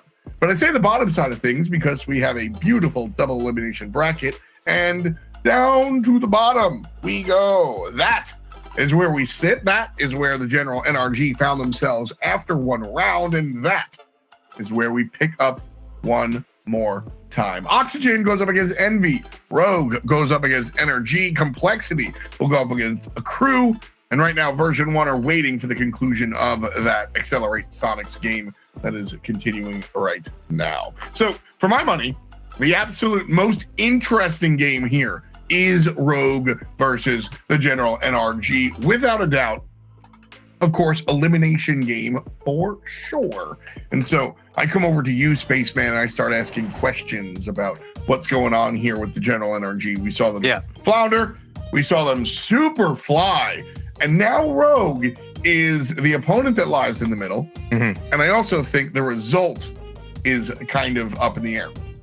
It is, because it really comes down to, unfortunately, do Rogue beat themselves or do Rogue test NRG, and then NRG comes down to fundamentals and consistency for them. The same thing that they've struggled with. They did really well against All Mid. They do that again, they'll probably beat Rogue. But this matchup is, I mean, there's history between these teams, right? Like, these teams were battling at a point for best North America. They've traded championships off one another, but they're clearly not the same rosters. And now I think that Rogue has a lot to prove here, at least for the validity of the roster. And for NRG, this is almost like another rung on the ladder. They just have to get themselves through Rogue and keep on with the weekend. Yeah, I think that NRG can really cool the the NRG fandom by cleaning up Rogue here with another 3-0. I don't think fans would be happy with anything less than a 3-0 against Rogue. And with how Rogue have been looking, look, they did take Faze to 5 in the upper bracket. There are good things to like about this team, but they just sometimes, I don't know what it is about Rogue, but sometimes they just don't look good. Like they end up missing balls. They aren't in the right place. The shot's really weak. Why are you there? Like, these things keep popping up in my mind when I watch Rogue, and they're going the opposite direction of the way that I was hoping that they would go. But Aqua, I haven't really felt like he's taken the next step. He's not really he's not really tasked with hard carrying the team or anything like that, but he's also not really performing in his own right now with Rogue. So it's got to start for me with Aqua and starting to perform at the level that we know he's capable of performing at. Need just a little bit more from the squads for sure. And I need a little bit more from chat. Give me your input. The Verizon fan vote coming at you right now. So drop your hashtags in the chat. Hashtag RGE if you think Rogue's got it. Hashtag NRG if you've got faith in Old Faithful here. Because at the end of the day, like the boys said, I think that Rogue, the General NRG, has an expected outcome. But Rogue can throw a curveball. So are you guys both going NRG here for your predictions officially? I'm not picking Rogue. Yeah, that's what I thought. Okay. Yeah, it's 100%. So I want a percentage chance. Both commentators are going NRG. I am as well. So for fun here, I want a percentage chance, Jorby, that Rogue make it happen. I'm going to say 8.2% chance Rogue make it happen. Spaceman, how about you? I'll give him a 12. I think 8 is very low. I think I'll give him a 12. Double digits is pretty generous, I think. 12 is clearly superior than 8. I might have landed at 10. I think there is a reality talking about the lopsidedness of NRG's previous experiences, but I'm not sure that Rogue is the team that kind of like gives them their ticket home just yet. And so jumping into this one should be an interesting one. Like I said, the General NRG are playing for their lives. If they lose here, we don't see them on Saturday. Forget about Sunday. And Rogue, on the other hand, they're doing the same thing. So this one's going to be pretty tough. As always, you guys are going to be bringing us the action. So I'm excited. And, well, here we go, boys. Jorby, let her rip. Here we go again. NRG just got done cleaning up All Mid. And I'm sure they plan on keeping the brooms out. But Taroko might have something to say about that. Puts in a splash goal at the start. This is the way to get the series going off the kickoff. I mean, no one around to contest except for Justin. Not enough boost to be able to meet that ball in the air. And Taroko does a very nice job of establishing his rhythm early. But the biggest question going into this series for both these teams in this spot, what version do we get? Do we get the Rogue that can have those high-powered shots, that can consistently contest those touches at midfield? And for NRG, do we get that aggressive offense through the corner and that infield passing that can just decimate defenses? Also, physically heavy against All Mid as well. We'll see if that continues. For Rogue, having to play defense, Taroko gets the first touch and has to let the ball go. You see Gyro having to rotate back quickly to get back to the challenge. He does. Aqua can come forward again. Now he wins the next 50. The big question for Rogue is the first goal is nice, but you know you're going to need multiples against NRG, already having to defend multiple chances from their backboard. Aqua getting another clear.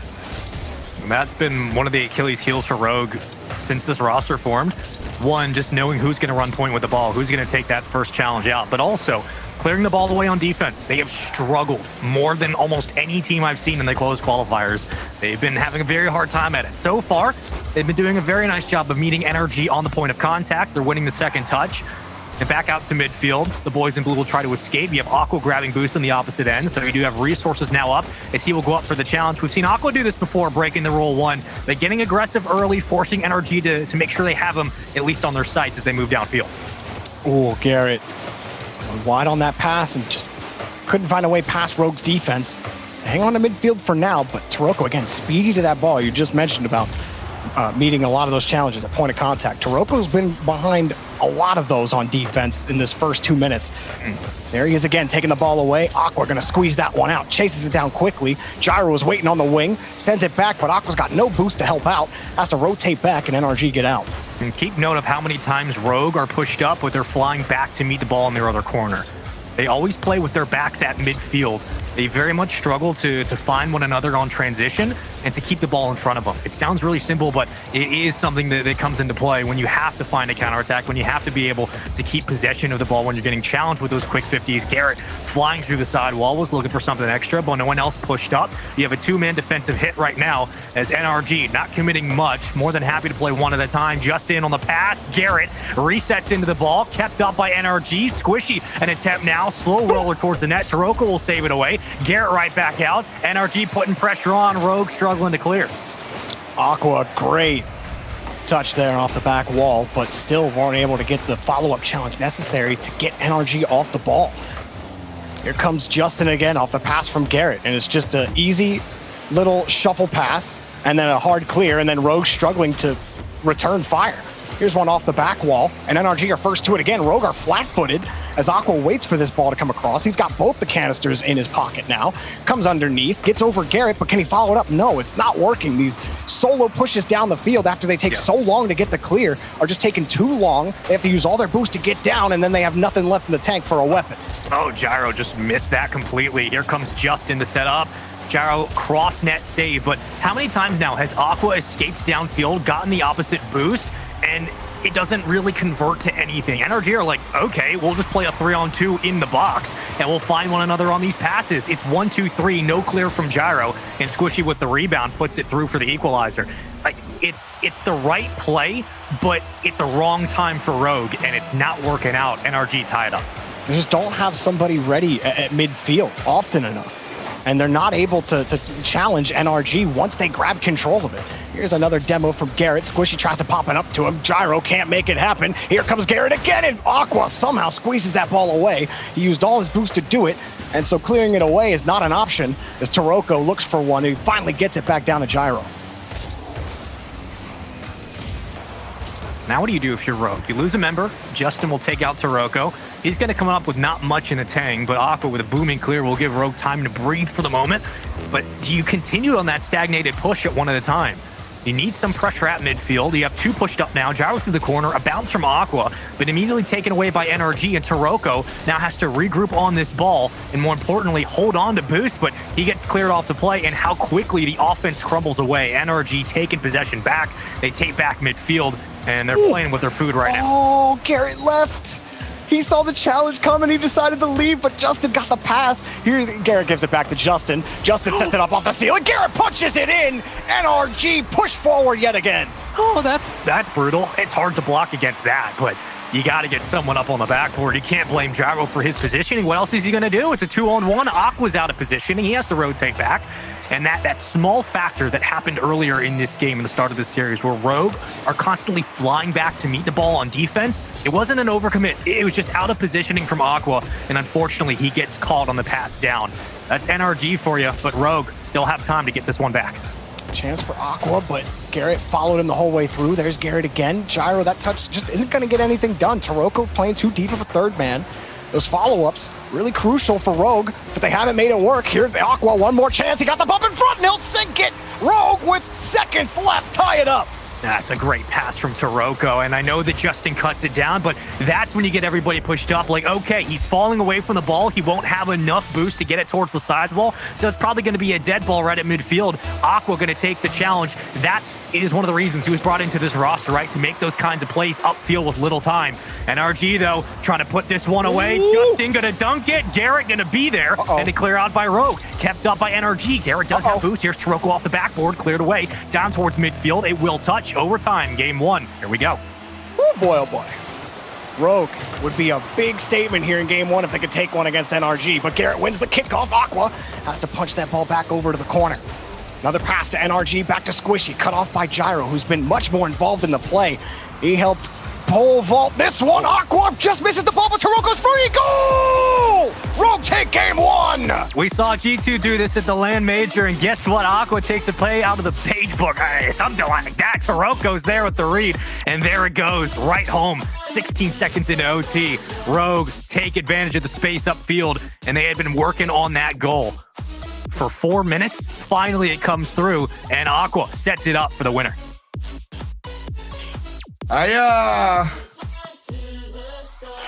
Okay, game 1 goes to Rogue. That's it, boys. Dun, dun, dun.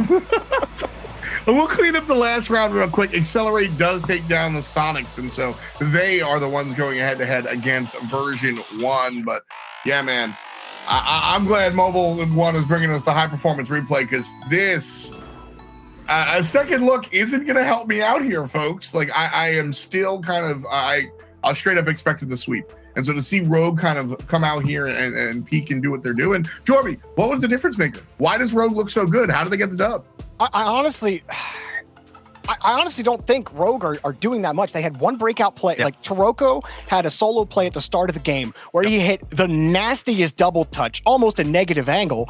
And then Aqua, he got help from Gyro with a big bump on the net on one transition. But for the rest of that game, I really was just waiting for NRG to score. And I honestly don't know how they didn't punch through that rotation, because Rogue were consistently low on boost. Aqua's diving for stuff. They're double committing. They really don't look that solid on defense, but they somehow kept NRG out of the net. And I'm left kind of confused, wondering how NRG didn't score. That's where I'm at.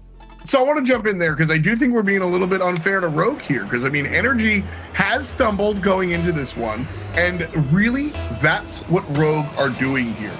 You're not taking anything away by saying that Rogue is succeeding by capitalizing off of Energy's mistakes. That's not a bad thing. Good teams capitalize off of good teams making mistakes. That's what Rogue are doing. They're looking to take the ball away from Energy. They're looking to take these opportunities, Spaceman, and run with them. Game 1 certainly went down, and all I'm saying is that this one is not done at all. Oh, no, and I think both of you actually are correct. Like, if Rogue took advantage of NRG's mistakes, sure, but as someone who has watched this amalgamation of a Rogue roster for many months, they're making the same mistakes they made since day one. Like, every save on the goal line is a diving save. It's constantly a problem with boost control. It's constantly a problem with midfield pressure and how quickly can we escape out on the counterattack and where are we positioned when things go down. So, like, the same issues for Rogue apply, but they're just getting some things to work and being able to capitalize on the mistakes of NRG. Now, granted, Gyro and Taroko have a lot of practice against NRG, but in general, it's an interesting matchup because Rogue aren't changing much, but they're also just finding ways to clutch up where NRG are now struggling. And I think for me, the main thing for Rogue is not giving these free chances, like that one right there where it forces a double commit, but Aqua able to push that ball downfield. It's just, for me, the holes are there for NRG to poke. And a team like NRG should be able to poke those. But that's a great shot from Taroko, and he missed it off the post. Aqua didn't want to get in the way. And I don't know if he tried to tip that one in, or if he really just tried to get out of the way. It looked like the latter, but unfortunate for Taroko.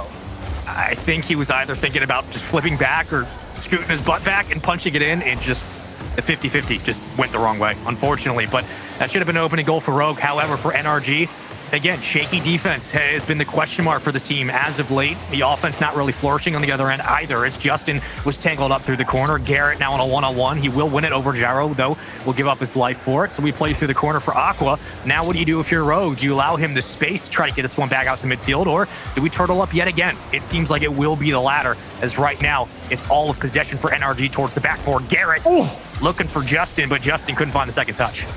Aqua downfield for Toroko's touch, cut off. Justin can get in there in time. That's wide open. Garrett, one touch out, and it wasn't the touch he needed. He couldn't wrap himself around the ball. He had no boost on the touch, and so had to make a quick decision, had to flip around it. Tough order for Garrett, and Aqua was able to get back in time and take advantage of the situation. But Rogue, another high touch. It's Justin setting this one up. Squishy getting the demo. Garrett just missing. Justin having to wait. Squishy spawning back in and letting Justin take this work off from the corner. Wins 150, but there's nothing there. Rogue starting to hang on, but Aqua coming back.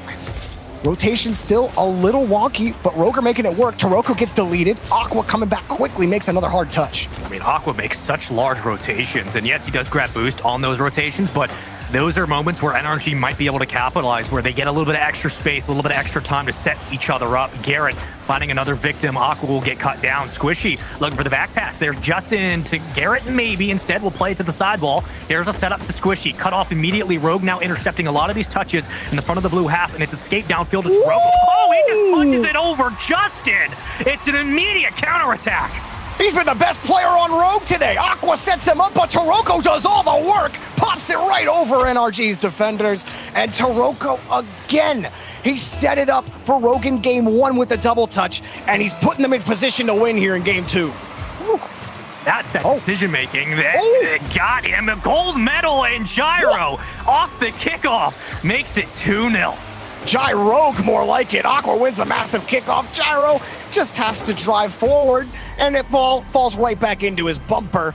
A minute 35 left, and Rogue in position. Spaceman, this is where you start getting worried about NRG. You start wondering about the mental. You start thinking back to the winter split where they didn't make it to the crowd days. And you wonder, could Rogue end their tournament run here? I mean, it's only game 2. They're only up 2-0. We're only on Aquadome. But I mean, come on, man. Did anybody see this coming?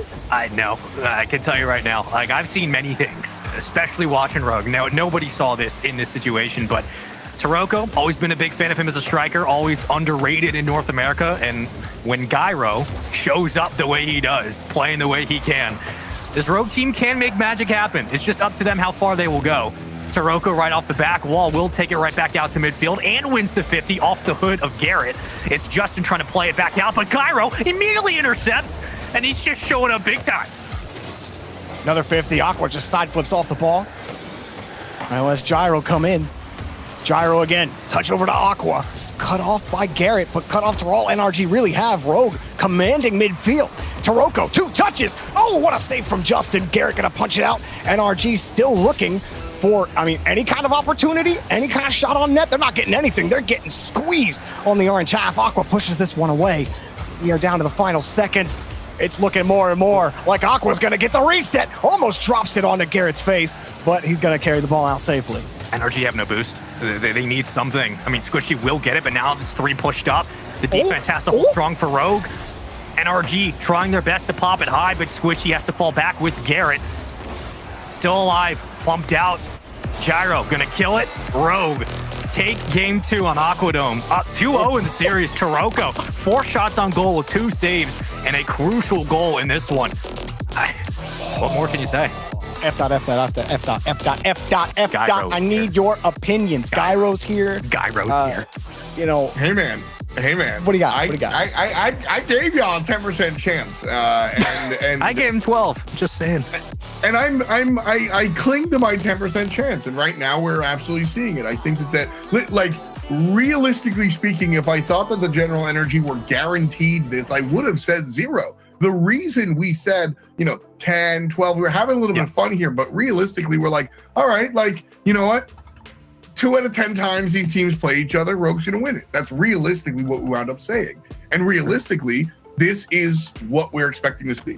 I do have to be the hater, though, and bring up the energy stats and just talk about the slow, consistent decline. The slow, consistent decline. We started this year, the 16th was the first regional number 1. The 30th was the second number 2. In February, the 3rd regional, again, number 2, it didn't look as good. And then the winter major, we don't talk about that. So coming in here and losing the first match off the rip, problematic. Now here, if you get knocked out in day number 1, that's an issue. Flip the script though, Rogue. Oh my goodness, I am on cloud number 90. This is as happy as I can be. I can taste this if I'm Rogue. Gyro and the boys, this is not a slouch of a team. This team can absolutely do it. And if they're going to, maybe a sweep. But I've seen this before. I've seen Rogue do this before. Oh, no. Even with this roster where they're up 2-0, and then it's game 5 time. I'm just saying, I'll believe it when I see it. But I think you're absolutely right about NRG. Like, this is, you have to hit the hardest regain possible now, given if you exit a Friday of the first regional of spring, like, everybody needs to have a sit down and a discussion, because this is not good. But has Toroko ever looked this speedy? On defense, no. He has been getting in front of every single challenge. And just when you think NRG are going to start getting pressure, there's Toroko. Nah, I'm going to get in the way. I'm going to take away your opportunity. Look, he's setting up Gyro here. Got the punch off the corner. That's a perfect bounce for Aqua, but he couldn't make the touch happen. Got the dunk against Garrett. Justin has to dive in front. Toroko going to take this up the side. 55, a dream off the ceiling. One more touch, but it's taken away by Garrett. And he's already back on transition, letting Gyro and Aqua get their touches past midfield up into the box. Squishy trying to find a teammate. There's a setup to Gyro. A little bit high, punched it towards the corner. Garrett flying off the backboard, will not make the read. Aqua trying to body his way into the net. But the pressure right now from Rogue, this is when they tend to double commit. So far, it's been clean. That's the biggest takeaway. They're trusting one another to get these touches and to set up their teammates. That's what's worked out so far, but Justin with the breakaway.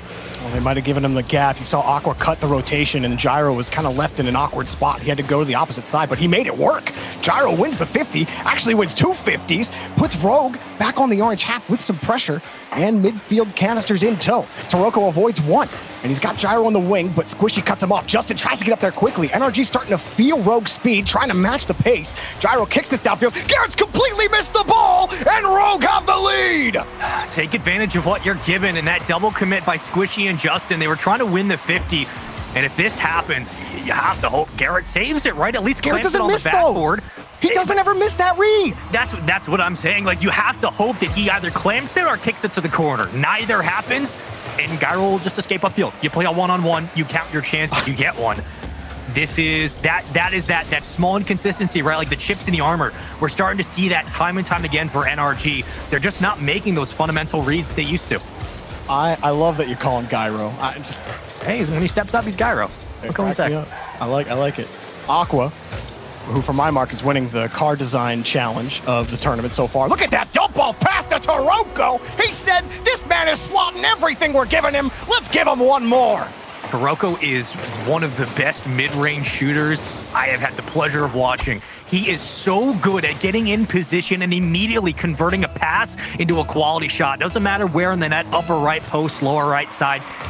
He'll find a way to get it on target, and NRG were not ready for the speed off that ball. Plenty of time. Still chances here for the General, but there just hasn't been a lot of offense, Dorby. You're looking at individual hits upfield, and that's it. It's just up to Squishy. The pass to Garrett, a little bit late. And finally it goes through, so the NRG get themselves on the board. NRG finally cracked through this one. That's a great touch from Squishy. And then Gyro trying to dive around Garrett. Really good touch there from Garrett. Not trying to force the shot. Gyro thinking he could beat him on the challenge, but was just a little too late onto it. So that one touch is the difference maker there. And Justin had a wide open net. And I was just about to say NRG are halfway into the garage, but that goal just might change things up. Justin couldn't get that one directly over Gyro. Good landing on the back wall. Pushed up. Garrett's already in the air. Toroko's got the block, and it's back to NRG territory. That is a huge block, but you know what? It might pay off for NRG. Depending on how the touch goes for Garrett. If he can circle this one back out to midfield, you keep Justin ready and waiting in the wing, and Squishy. Oh my God! Gyro from the ceiling, my good man. They're doing it. Garrett puts it right into Gyro's bumper on the ceiling. Oh, good night. A minute 47 remaining, and Rogue. Spaceman, you have casted way more Rogue than I think any of us have. Many against my will.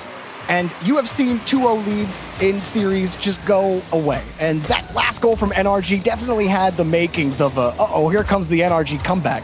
And there's still time left on the clock, but the fact that Rogue were able to respond quickly might mean something big here.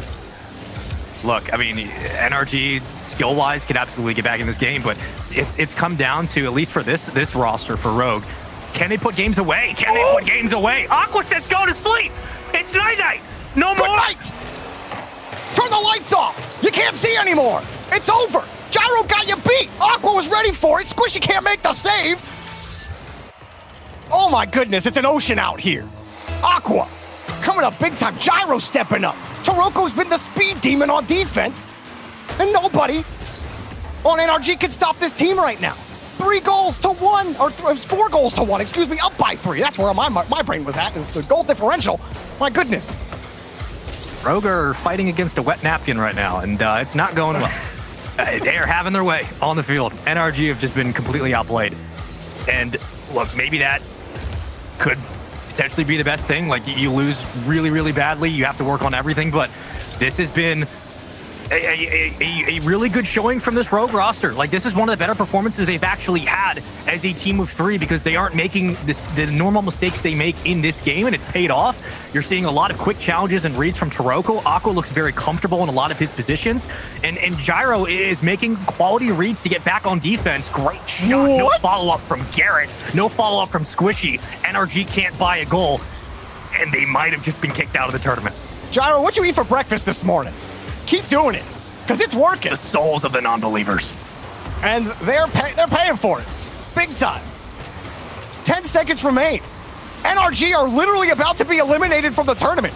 They didn't make it to the crowd day at the Winter Split Major in Los Angeles. Rogue they weren't even in Los Angeles. NRG get a token goal, but nobody cares. It's over. They're gone. They're out of the tournament. There's no way to get back into the regional. You can't score 2 goals in a single second. It's literally impossible, and I cannot fathom that this actually happened. NRG eliminated before we even get to Saturday. Maybe Saturday you start, you got me convinced, Spaceman, but no, Rogue do it. No. They are the 10%ers. They've won it. NRG now have another Saturday to hang out and play Pictionary. I don't know what you do.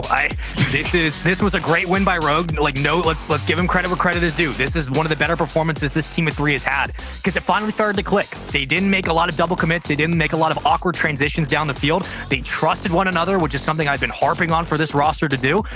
But NRG need to have a very serious conversation about the strength of this roster moving forward and what needs to change, because it's very clear that they're not getting better. They're just getting worse and worse as time goes on. I mean, hey man, Rogue boosted all the way up. Mobile is our official boost provider, and they provided it directly to Rogue, just like that. And listen, that's where I want to get into real quick. The story is going to be about energy. That is what people are going to talk about. But please do not take away the performance that Rogue put on. Game number 1 was about Rogue taking advantage of energy dropping the ball. Game number 2 was Rogue kind of putting themselves in position. And folks, game number 3 was Rogue Gyro. It was a squad, but Gyro, he was explosive. Pun intended, bro. This was fun to watch. Yeah. This was an ascension of a team over 3 separate dubs. And like I said, the story is going to be about the general energy. Watching them, I counted how they went from regional to regional to regional to the major. And here, this is consistency in the wrong direction. Shout out to our stats guy, Direct. This is the first time energy has been swept twice in the same event since RLCSX started, and this is the first time that energy has finished outside of the top 8 in an event since RLCSX's start back-to-back events. So either way you slice it, this just isn't the way energy wants to be, and it doesn't look great, man. That said, Rogue's doing it to him, and they look good doing it. I loved what Rogue brought in that series. And I know I was critical of them after game 1, because I really thought that NRG lost that game more than Rogue won it. Obviously props to Taroko on his shooting. It was phenomenal. But games 2 and 3, look, no question from me, that was all Rogue. I know Gyro really kind of stole the stage in game number 3, but for me, Taroko was the best performing player on Rogue. He was so fast on defense, even in the really tight situations where NRG usually put pressure on. Taroko was getting them out of those tough situations. He was slotting every shot that he was tasked with, and it was insane. Incredible. I mean, I think that's the fun part about watching a team like Rogue is watching them kind of do different things with different people. But we do have some other games going on in the grand scheme of things. As per usual, Envy here up 2-1 versus Oxygen. And right now, that's what we're getting a chance to see. Twitch.tv/Athena. And you can ride along with her. One more going on as well in Complexity versus Crew. Complexity leading that 2-1 as well. And then, of course, we have Axel versus V1, who are still keeping on for sure. So right now, we're taking a look here at the Envy Oxygen situation. I think that Oxygen are the team that surprised me, seeing them go 4-0 against Envy here in the last game. But Team Envy, I don't know, man. I think this is a strong squad that I would be surprised if they lose it here. Oh, dude, I agree with you. I'm a big fan of the pickup of Illusion on Envy. And, ever since Illusion, we'll say, left Faze, during that rundown, I really was a fan of his performance in the start of the season. I think Illusion is an incredibly good player. And I think the additive of having kind of that veteran knowledge, no matter how young he is, on a team with Dries would really help. And I think that Envy is a terrifyingly underrated team, especially going up against the likes of Oxygen, who they very easily could end up winning this series, as LJ currently scores and shuts me up. But this is a very interesting roster for Envy, and I'm a huge fan of the dynamic. I think they're going to do well, but Oxygen is no pushover. Yeah, I like Illusion too, but I'm a big LJ fan on the side of Oxygen, and they've looked really good. I really still expect that team to keep pushing the nose forward. I know they've had a bit of a rough day, to be fair. Their bracket, not the easiest, but that's what you get when you are a team on the come up. Is every single match you get is going to be really difficult. Those are the real proving grounds of a team when you're seated in that 6 to 8 range and you start getting paired against top teams consistently. And Envy, just like you were saying with Illusion, I feel much the same way you do. I think with Illusion, they are going to be a different team. And I think people can't sleep on Envy as much as they have in the last, 4 or 5 months or so. So it's going to be it's going to be interesting. Oxygen currently holding this lead, but we'll see if they force game 5. To go through, to bench Turbo Pulsa is a monumental move, right? We can all say that we would have done the same move. Turbo, obviously, the team obviously not performing. You got to do something. But to bench the 4th time, that's a big deal. And to see the success come after it, and by no means, I'm going to get a lot of caster hater, da da da da. I love Turbo. I love what he brings. But at a certain point, you do have to kind of assess. And I'm very, very happy to see Envy look strong after a big choice like that. Whether or not this is the best they're going to look or this, that, or a third, I think it would have been really problematic for everyone involved, the decision makers, the teammates, even Turbo Pulsa, if this move was made and then Envy did worse. I think that makes everyone question everything, and it becomes a much bigger problem to kind of vibe with. And so happy for Envy in their court as we shift gears over here and take a look at Complexity going head to head against the Crew. Complexity right now leads 2-1 and leads this game 1-0.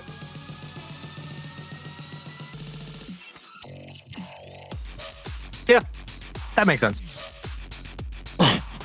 Complexity probably should be winning. Thank you, Spaceman. Yeah, for how they've been playing, where they had to prove in the fall. Yeah, I think this makes sense.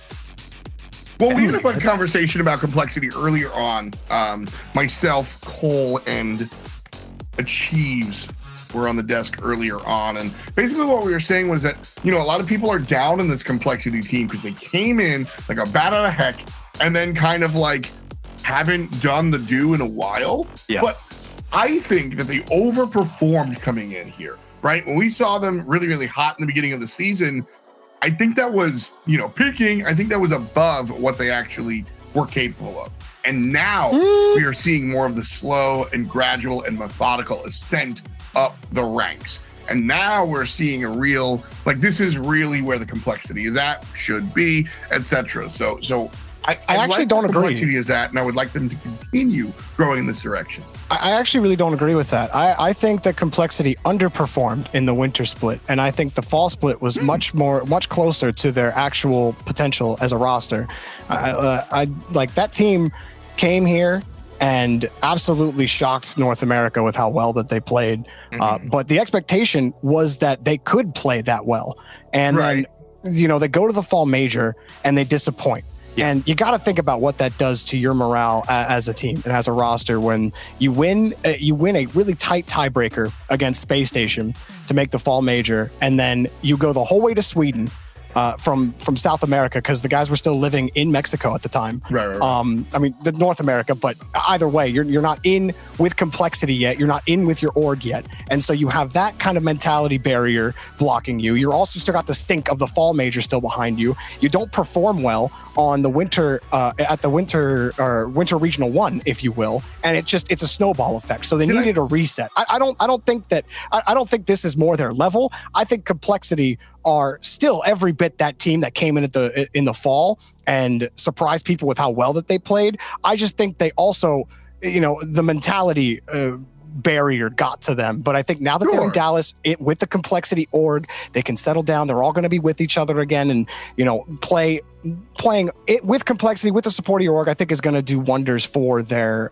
development and for their return to prominence, if you will. I got to agree with that last statement, undoubtedly. However, I don't think I think Complexity is a better team than a Crew. I think they are like kind of a level or two above. So I'll toss this one out here, Jorby. I think that they, in my opinion, when they burst onto the scene, they overperformed very slightly, but it was really a result of their play style being very different. Remember, this was an extreme, they were like an all send, full send type play style, right? And I think it caught a couple of people by surprise, and that elevated their skill level, maybe 1 or 2 notches. And then their recent performance, everybody took a lot of notes, and that brought them down maybe 1 or 2 notches. And we're seeing that level out. What you said about the org, I think, is very, very real, and just them being in Dallas and kind of calming down and everything. But my main point, I was less married to the idea that, the ascension is back, and more married to the idea that, they're settling in, and they are coming into a new scene from a different meta, a different world, and that plays around with the temperature reading, so to speak, of just how talented this squad is. Do you mind if I add something? Sure, go ahead. Thanks. I was raising my hand anyway. I know you guys can see. Shout out Drees for scoring. Again, I want to be that guy who's like, you're both correct, but I see this as they have entered the sophomore year where they came into the league. They're hitting, fastballs, curves left and right. They're batting 350. They got the good slugging percentage, all that. And then the defense is caught up and they said, okay, now we know how to read them. And it's not that Complexity got any worse, because they didn't. They're still just that good team. But now the improvements are going to be much more incremental, and it's going to be a longer period of time before they have that same, oh my God, impact that they had when they came in. And to add on to your point, I'll say that other North American teams have gotten better in the meantime. Version 1 adding beast mode made winter that much harder for a team like Complexity. Oxygen with Gimmick and LJ coming into his own in the winter split also made that task a lot more difficult for Complexity, when it's no longer 4 teams and sometimes Space Station, and instead now it's 5 strong North American teams and sometimes a 6th, and you're not even talking about Complexity being one of those teams in the winter. It's a lot more competitive at the top of North America's. I think the rest of the region at the top has really caught up, and that probably aided in Complexity's struggles in the winter. Yeah, true. By the way, just a reminder, folks, we have finished our feature match, and there are 4 matches going on at this point in time. One of them is done. Rogue has swept the general NRG. All of our partners have their own streams going on. So right now we're joining the wonderful Athena here as she hosts Envy versus Oxygen. So you can go to twitch.tv/Athena and you can check her view out right then and there. Of course, we have a number of other teams. Oxygen putting on their own version 1 up against Accelerate. Both of them have their own broadcasts, as well as Complexity having their own broadcast versus a Crew. So right now, that's why we're riding along with Athena, who she's a lot of fun to watch, to be honest with you. Raw fan approach. If you turn on G2, you get Orb and teammates kind of yelling at each other. If you turn on Energy, you get Dazarin and Lawler kind of being real casters and such. And then if you turn on Envy, you just have Athena being a real fan of the game, and I think that's something really fun about our team stream approach here. So taking a look at this one, tied at 2, and Dree's able to score. Athena likes that one because that puts Envy in a position to start thinking about the end. Yeah, Drees is that a hat trick for Drees? I think he's got all 3 now. As we look at Complexity pick up their first goal. A-Crew really trying to make life difficult for Complexity, making me look real silly for defending them so hard. Complexity, all right, it's fine, no worries. But you like seeing this from Envy. Oxygen are definitely one of those teams for me that I'm waiting for them to take the next step now. It's like, okay, you were able to make consistent top 8s. And you were a threat to make the major at the end of the winter. Now I want to see you do it. I want to see you really compete for the major. But this Envy push right now is making that difficult. I love what I'm seeing from Envy. I like rooting for players that have something to prove. And, when things kind of go awry, then you have a situation of, all right, when's my next chance going to be? And for Illusion, I thought he was too good to sit out. And the fact that he has this young group of talent around him where he can absolutely make a difference is, it looked like the moment they were going to get scored on. But 3-0 for Envy, taking it in game 5, potentially, as LJ will try to stop that. Woo. But, this is a good showing for Illusion. I think there were a lot of questions about what this Envy roster could do. And, well, even with Oxygen scoring here, I think this is a good swing up for Envy. Agreed. Yeah, I mean, like I said before, making a shift here away from Turbo Pulse is one that, like, the whole squad has to have input to. It's a whole big deal. And if you backslide after a decision like that, I think it hurts everyone, including the player who is benched. So that for Rocket League, I would like to see kind of Envy pick up and run with it. But talking a lot about this Oxygen team, we saw them go up against Charlotte Phoenix earlier on in a similar mindset. Charlotte Phoenix, and they're a team with a similar mindset to me. Where, like, you do really well in the close qualifiers when all of these top end squads aren't here. However, then when you come here, this is where they see a lot of issues. So, I mean, where do you make that gap up?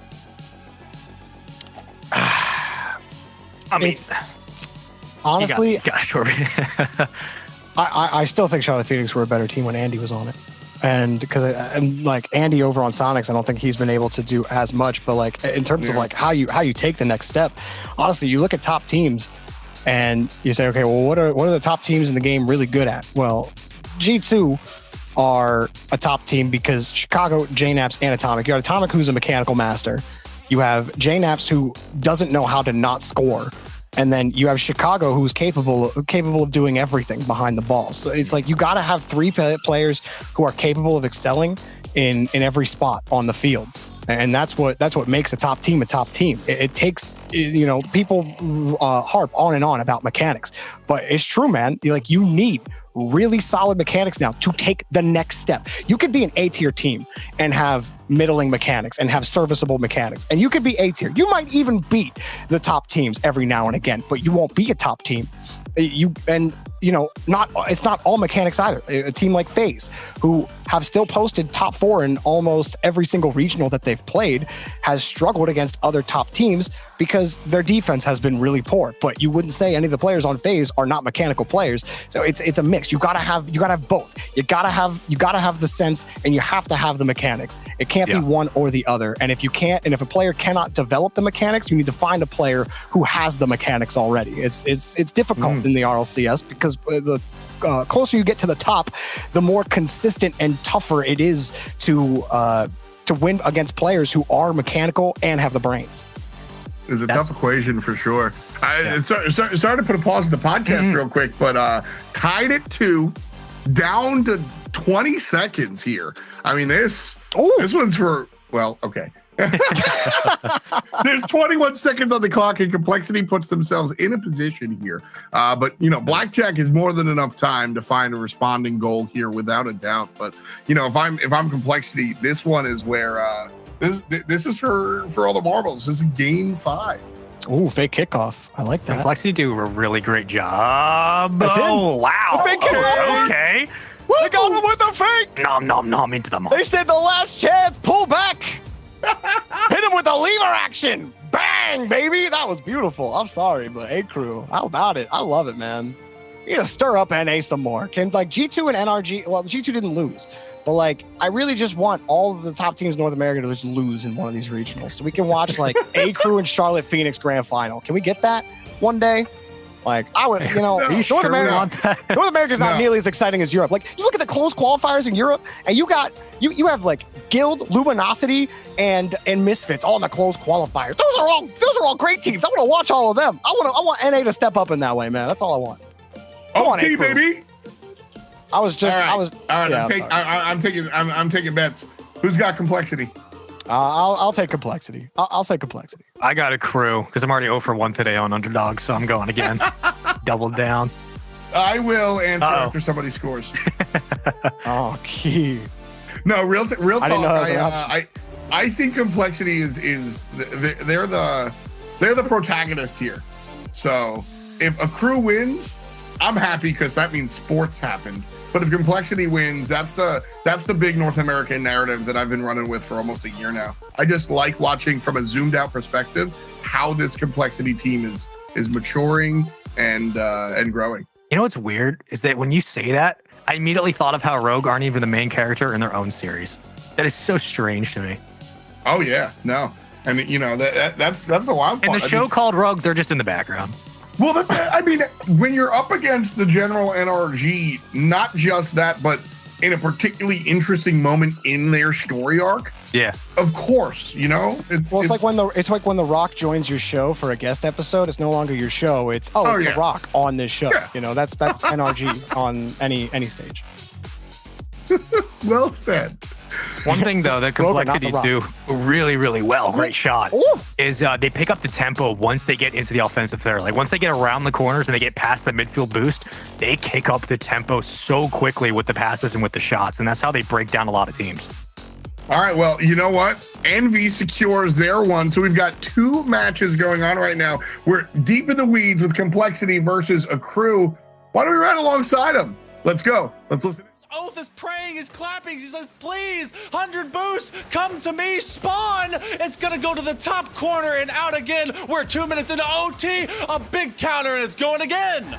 Oh my word, Complexity's having to make some diving saves here. Great pressure from a crew. Oath, the win here, straight down to Astro. He can collect it, but Raze Bull intercepts, takes it off of the hood there of Oath, and now rushing back. Astro pop mid, that's a bit dangerous. AJG is right there, puts it into the corner. Fifi, straight center, great bluff. Does get to make a touch out into the corner. AJG right back to it though, uses some of his 60 boost, and is now rushing back in defense, I'm sure, as a crew has stifled this offensive momentarily. They're going corner to corner. They need to move into the Complexity end. Complexity is banking on a single misstep from the back wall, or to be able to take advantage of too many members baiting up.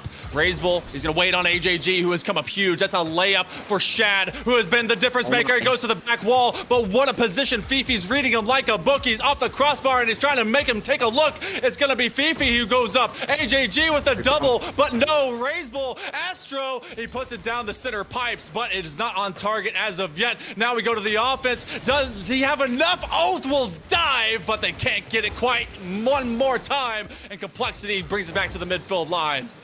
Back and forth we go. AJG on target. Fifi, the stop again. He picks up the 100 boost pad as well and can push it into the Complexity corner. This is dangerous. Across the blue box. The dunk just barely off target. That could have been the game winner, but instead, Complexity controlling this ball down the field, though. They can't get it out. Fifi for the win. Right. Crew plays top 8. Oh, the first time we've ever seen this roster do it!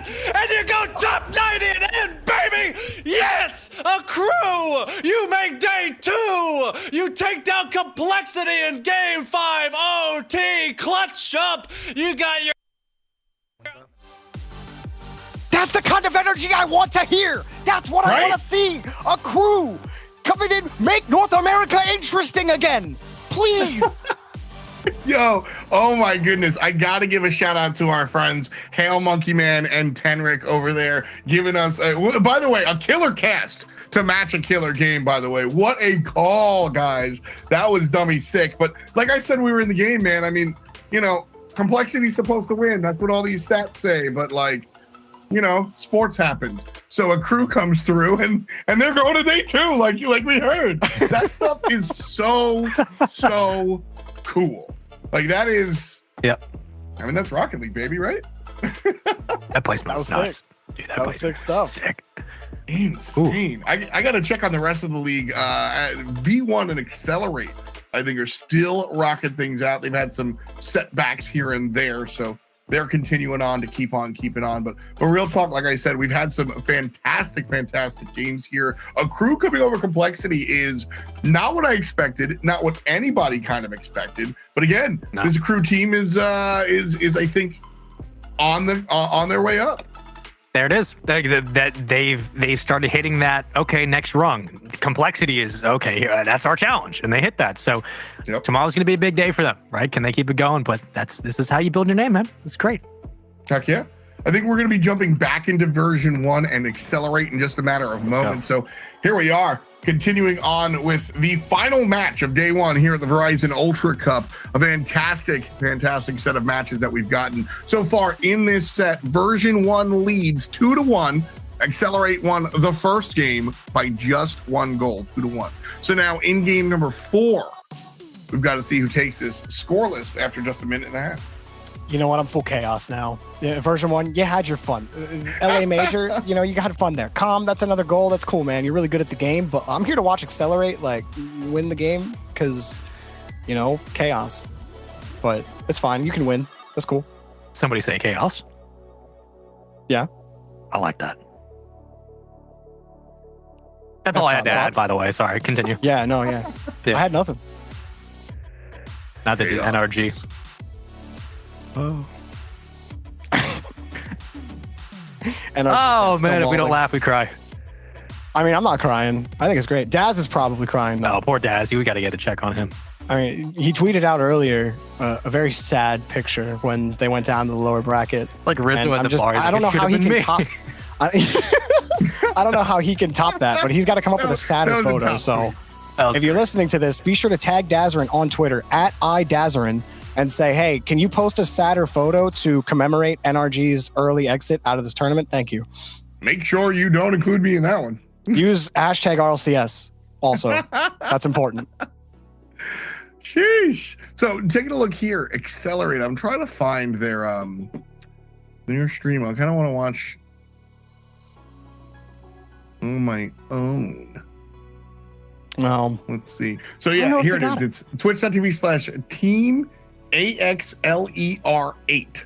Team Accelerate, which again, Accelerate are a squad from Beasley Esports. They're associated with some big name teams. They ran a really cool tournament and basically said, yo, whoever wins, we got you, bro. We'll back you. And so this team, I think they went by Vibrance once upon a time, are now Accelerate as a result of winning that tournament. I think it's super cool. Very, very neat stuff. So we love to see it.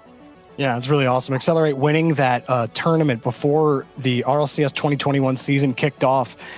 It was between them and Vibrance in the grand finals to win this contract. That's what it was. Accelerate. My mistake. They went by Zookeeper. Sorry, Yes. I just want to correct it. Yeah, absolutely. But it was a big win for them, and they were the talk of like the NA bubble before the season had started. And so, or at least Vibrance were to start it, right? But then Zookeepers beat them, got the Accelerate contract. And so everyone was like, okay, let's see what Accelerate can do. And then they just weren't able to put it together in the fall. They couldn't put it together in the winter. And this is the best that they've really looked. I'm not sure they're going to pull it together here against version 1, but getting this far in the tournament is another step for Accelerate. So while this might be the end of the road for them now, I am curious to see if they can build on this in Regional 2. Yet again, one of the best pickups, I think, in all of North America goes to V1 with Beast Mode. So good. This team so just like that. Not only was it S tier when it happened, but like, the questions about, okay, where does NRG go from here? Where do some of the top teams go from here? Because some have faltered, some have just kind of stayed consistent. G2 still doing their thing. V1, even with, from their standards, a disappointing finish at the Winter Major, V1 is still like a team that could easily compete for a grand finals against like G2. They might have the lower bracket run here. Like they might be the lower bracket heroes of the tournament, honestly. Like, and shout out to Accelerate for being able to take a game off of them. But I mean, we're all watching this game 4 right now. They're crushing them.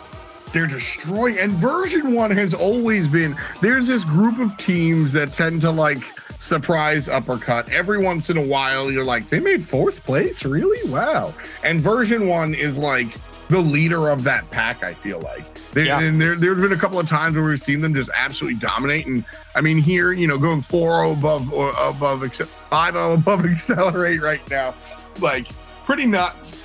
Pretty nuts for sure, but, you know, not out of the ordinary. By the way, I want to give a shout out to Puffle, the commentator here on screen right now for Team Accelerate, putting in work as always. You know, maybe I'm a little biased, but commentary can be tough work. So I want to shout out all the casters that do their hard work on all of the team streams, because there's a bunch of them. So make sure you check them out for sure. V1 taking the dub there, as we said, 3 above 1. Wow. Winning out in 4 above Accelerate, excuse me. So fun stuff there for version 1 as they continue walking forward. Accelerate, well, welcome. Hope you enjoy your stay in Rocket League. But honestly, that's how we kind of welcome people to the scene, right? We kind of let them play and then figure out what it's like to wind up on the other side. But good stuff going on. Why don't we take a look at our bracket, as that should be the last game? Yes, it is, of our lower round. We started today off in the round of 16, and we populated all this. So tomorrow and Sunday, we can go into the nitty gritty. We said goodbye to a couple of teams, one of which was the General NRG, which I think many people are surprised to hear. That's pretty insane here, Jorby, to see the General NRG not make the weekend again. I feel like some people are surprised, and then I feel like other people are like, well, NRG always starts slow, so double elimination is the worst format for a slow starting team like NRG. But like, F-Dot, you've been alluding to it this whole time. This is not the start. This doesn't just happen for NRG. This has been building up, and the disappointment at LA, and now this just accentuates it, and it really puts a question mark, because like NRG, here's the craziest thing. Is NRG had a chance in this tournament to clinch a world spot. Like if they made the grand finals, they all but assured would have a world spot in hand. But instead they go 1-2 out of this tournament. And instead we're talking about Ghost potentially being able to take down G2, who have had another improbable run. I mean, 6-0 through 2 top teams. Nobody could have expected that and thought that they were being reasonable about it.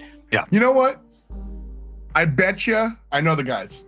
Shock and Lion plays without a doubt. We're like, we're the only ones that believe. And I think maybe even people in Ghost Gaming were like, yeah, definitely, guys. But to see this performance, man, I'm excited. Like, this is a Ghost Gaming team that, listen, I live in Atlanta. It's exciting to root for the homies, right? So, like, very, very cool stuff. All aboard the Ghost Gaming train. I want to see what they do as they go forward. Eyes also on G2. G2 got stretched to 5 games through a team called Friends, and then find their dub over Complexity. So, Spaceman, a little bit of a shaky start. They still get the dub, but, I mean, this is the team that brought home the popcorn last major.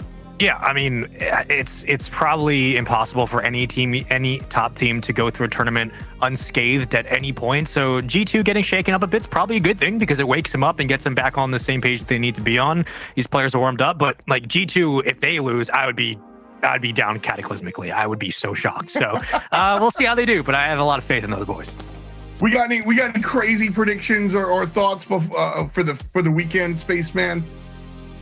I think Ghost have a real chance to get to the grand final. I'm just going to say it right now. I think they do.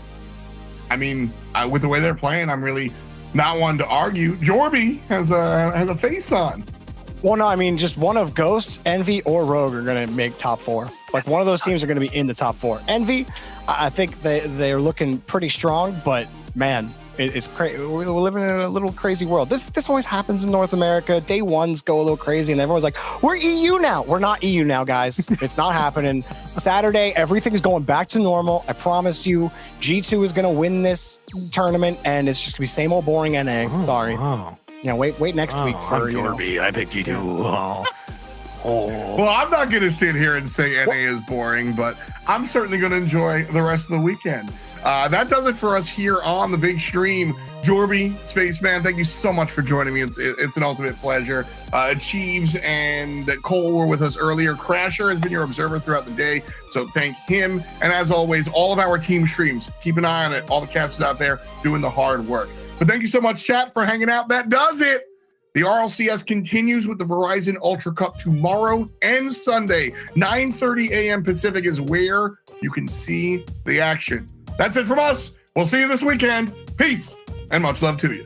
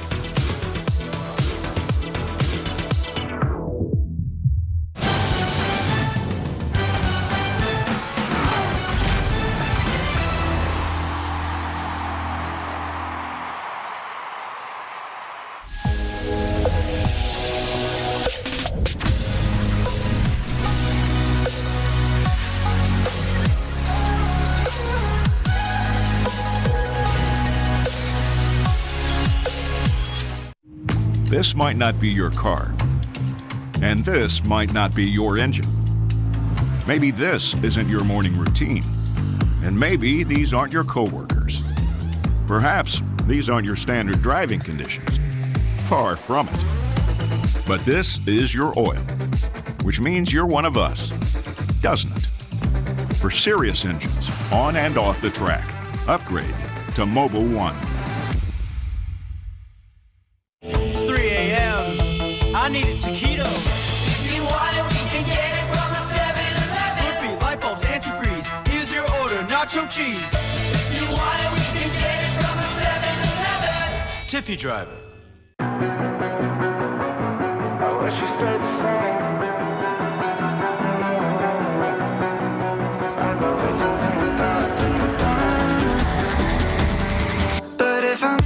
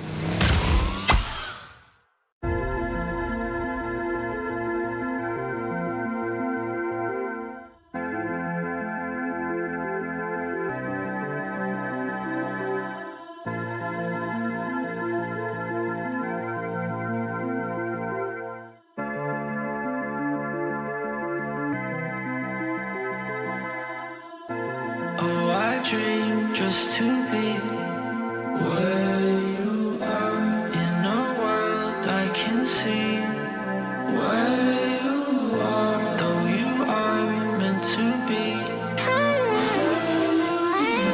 Wish you're here next to me where you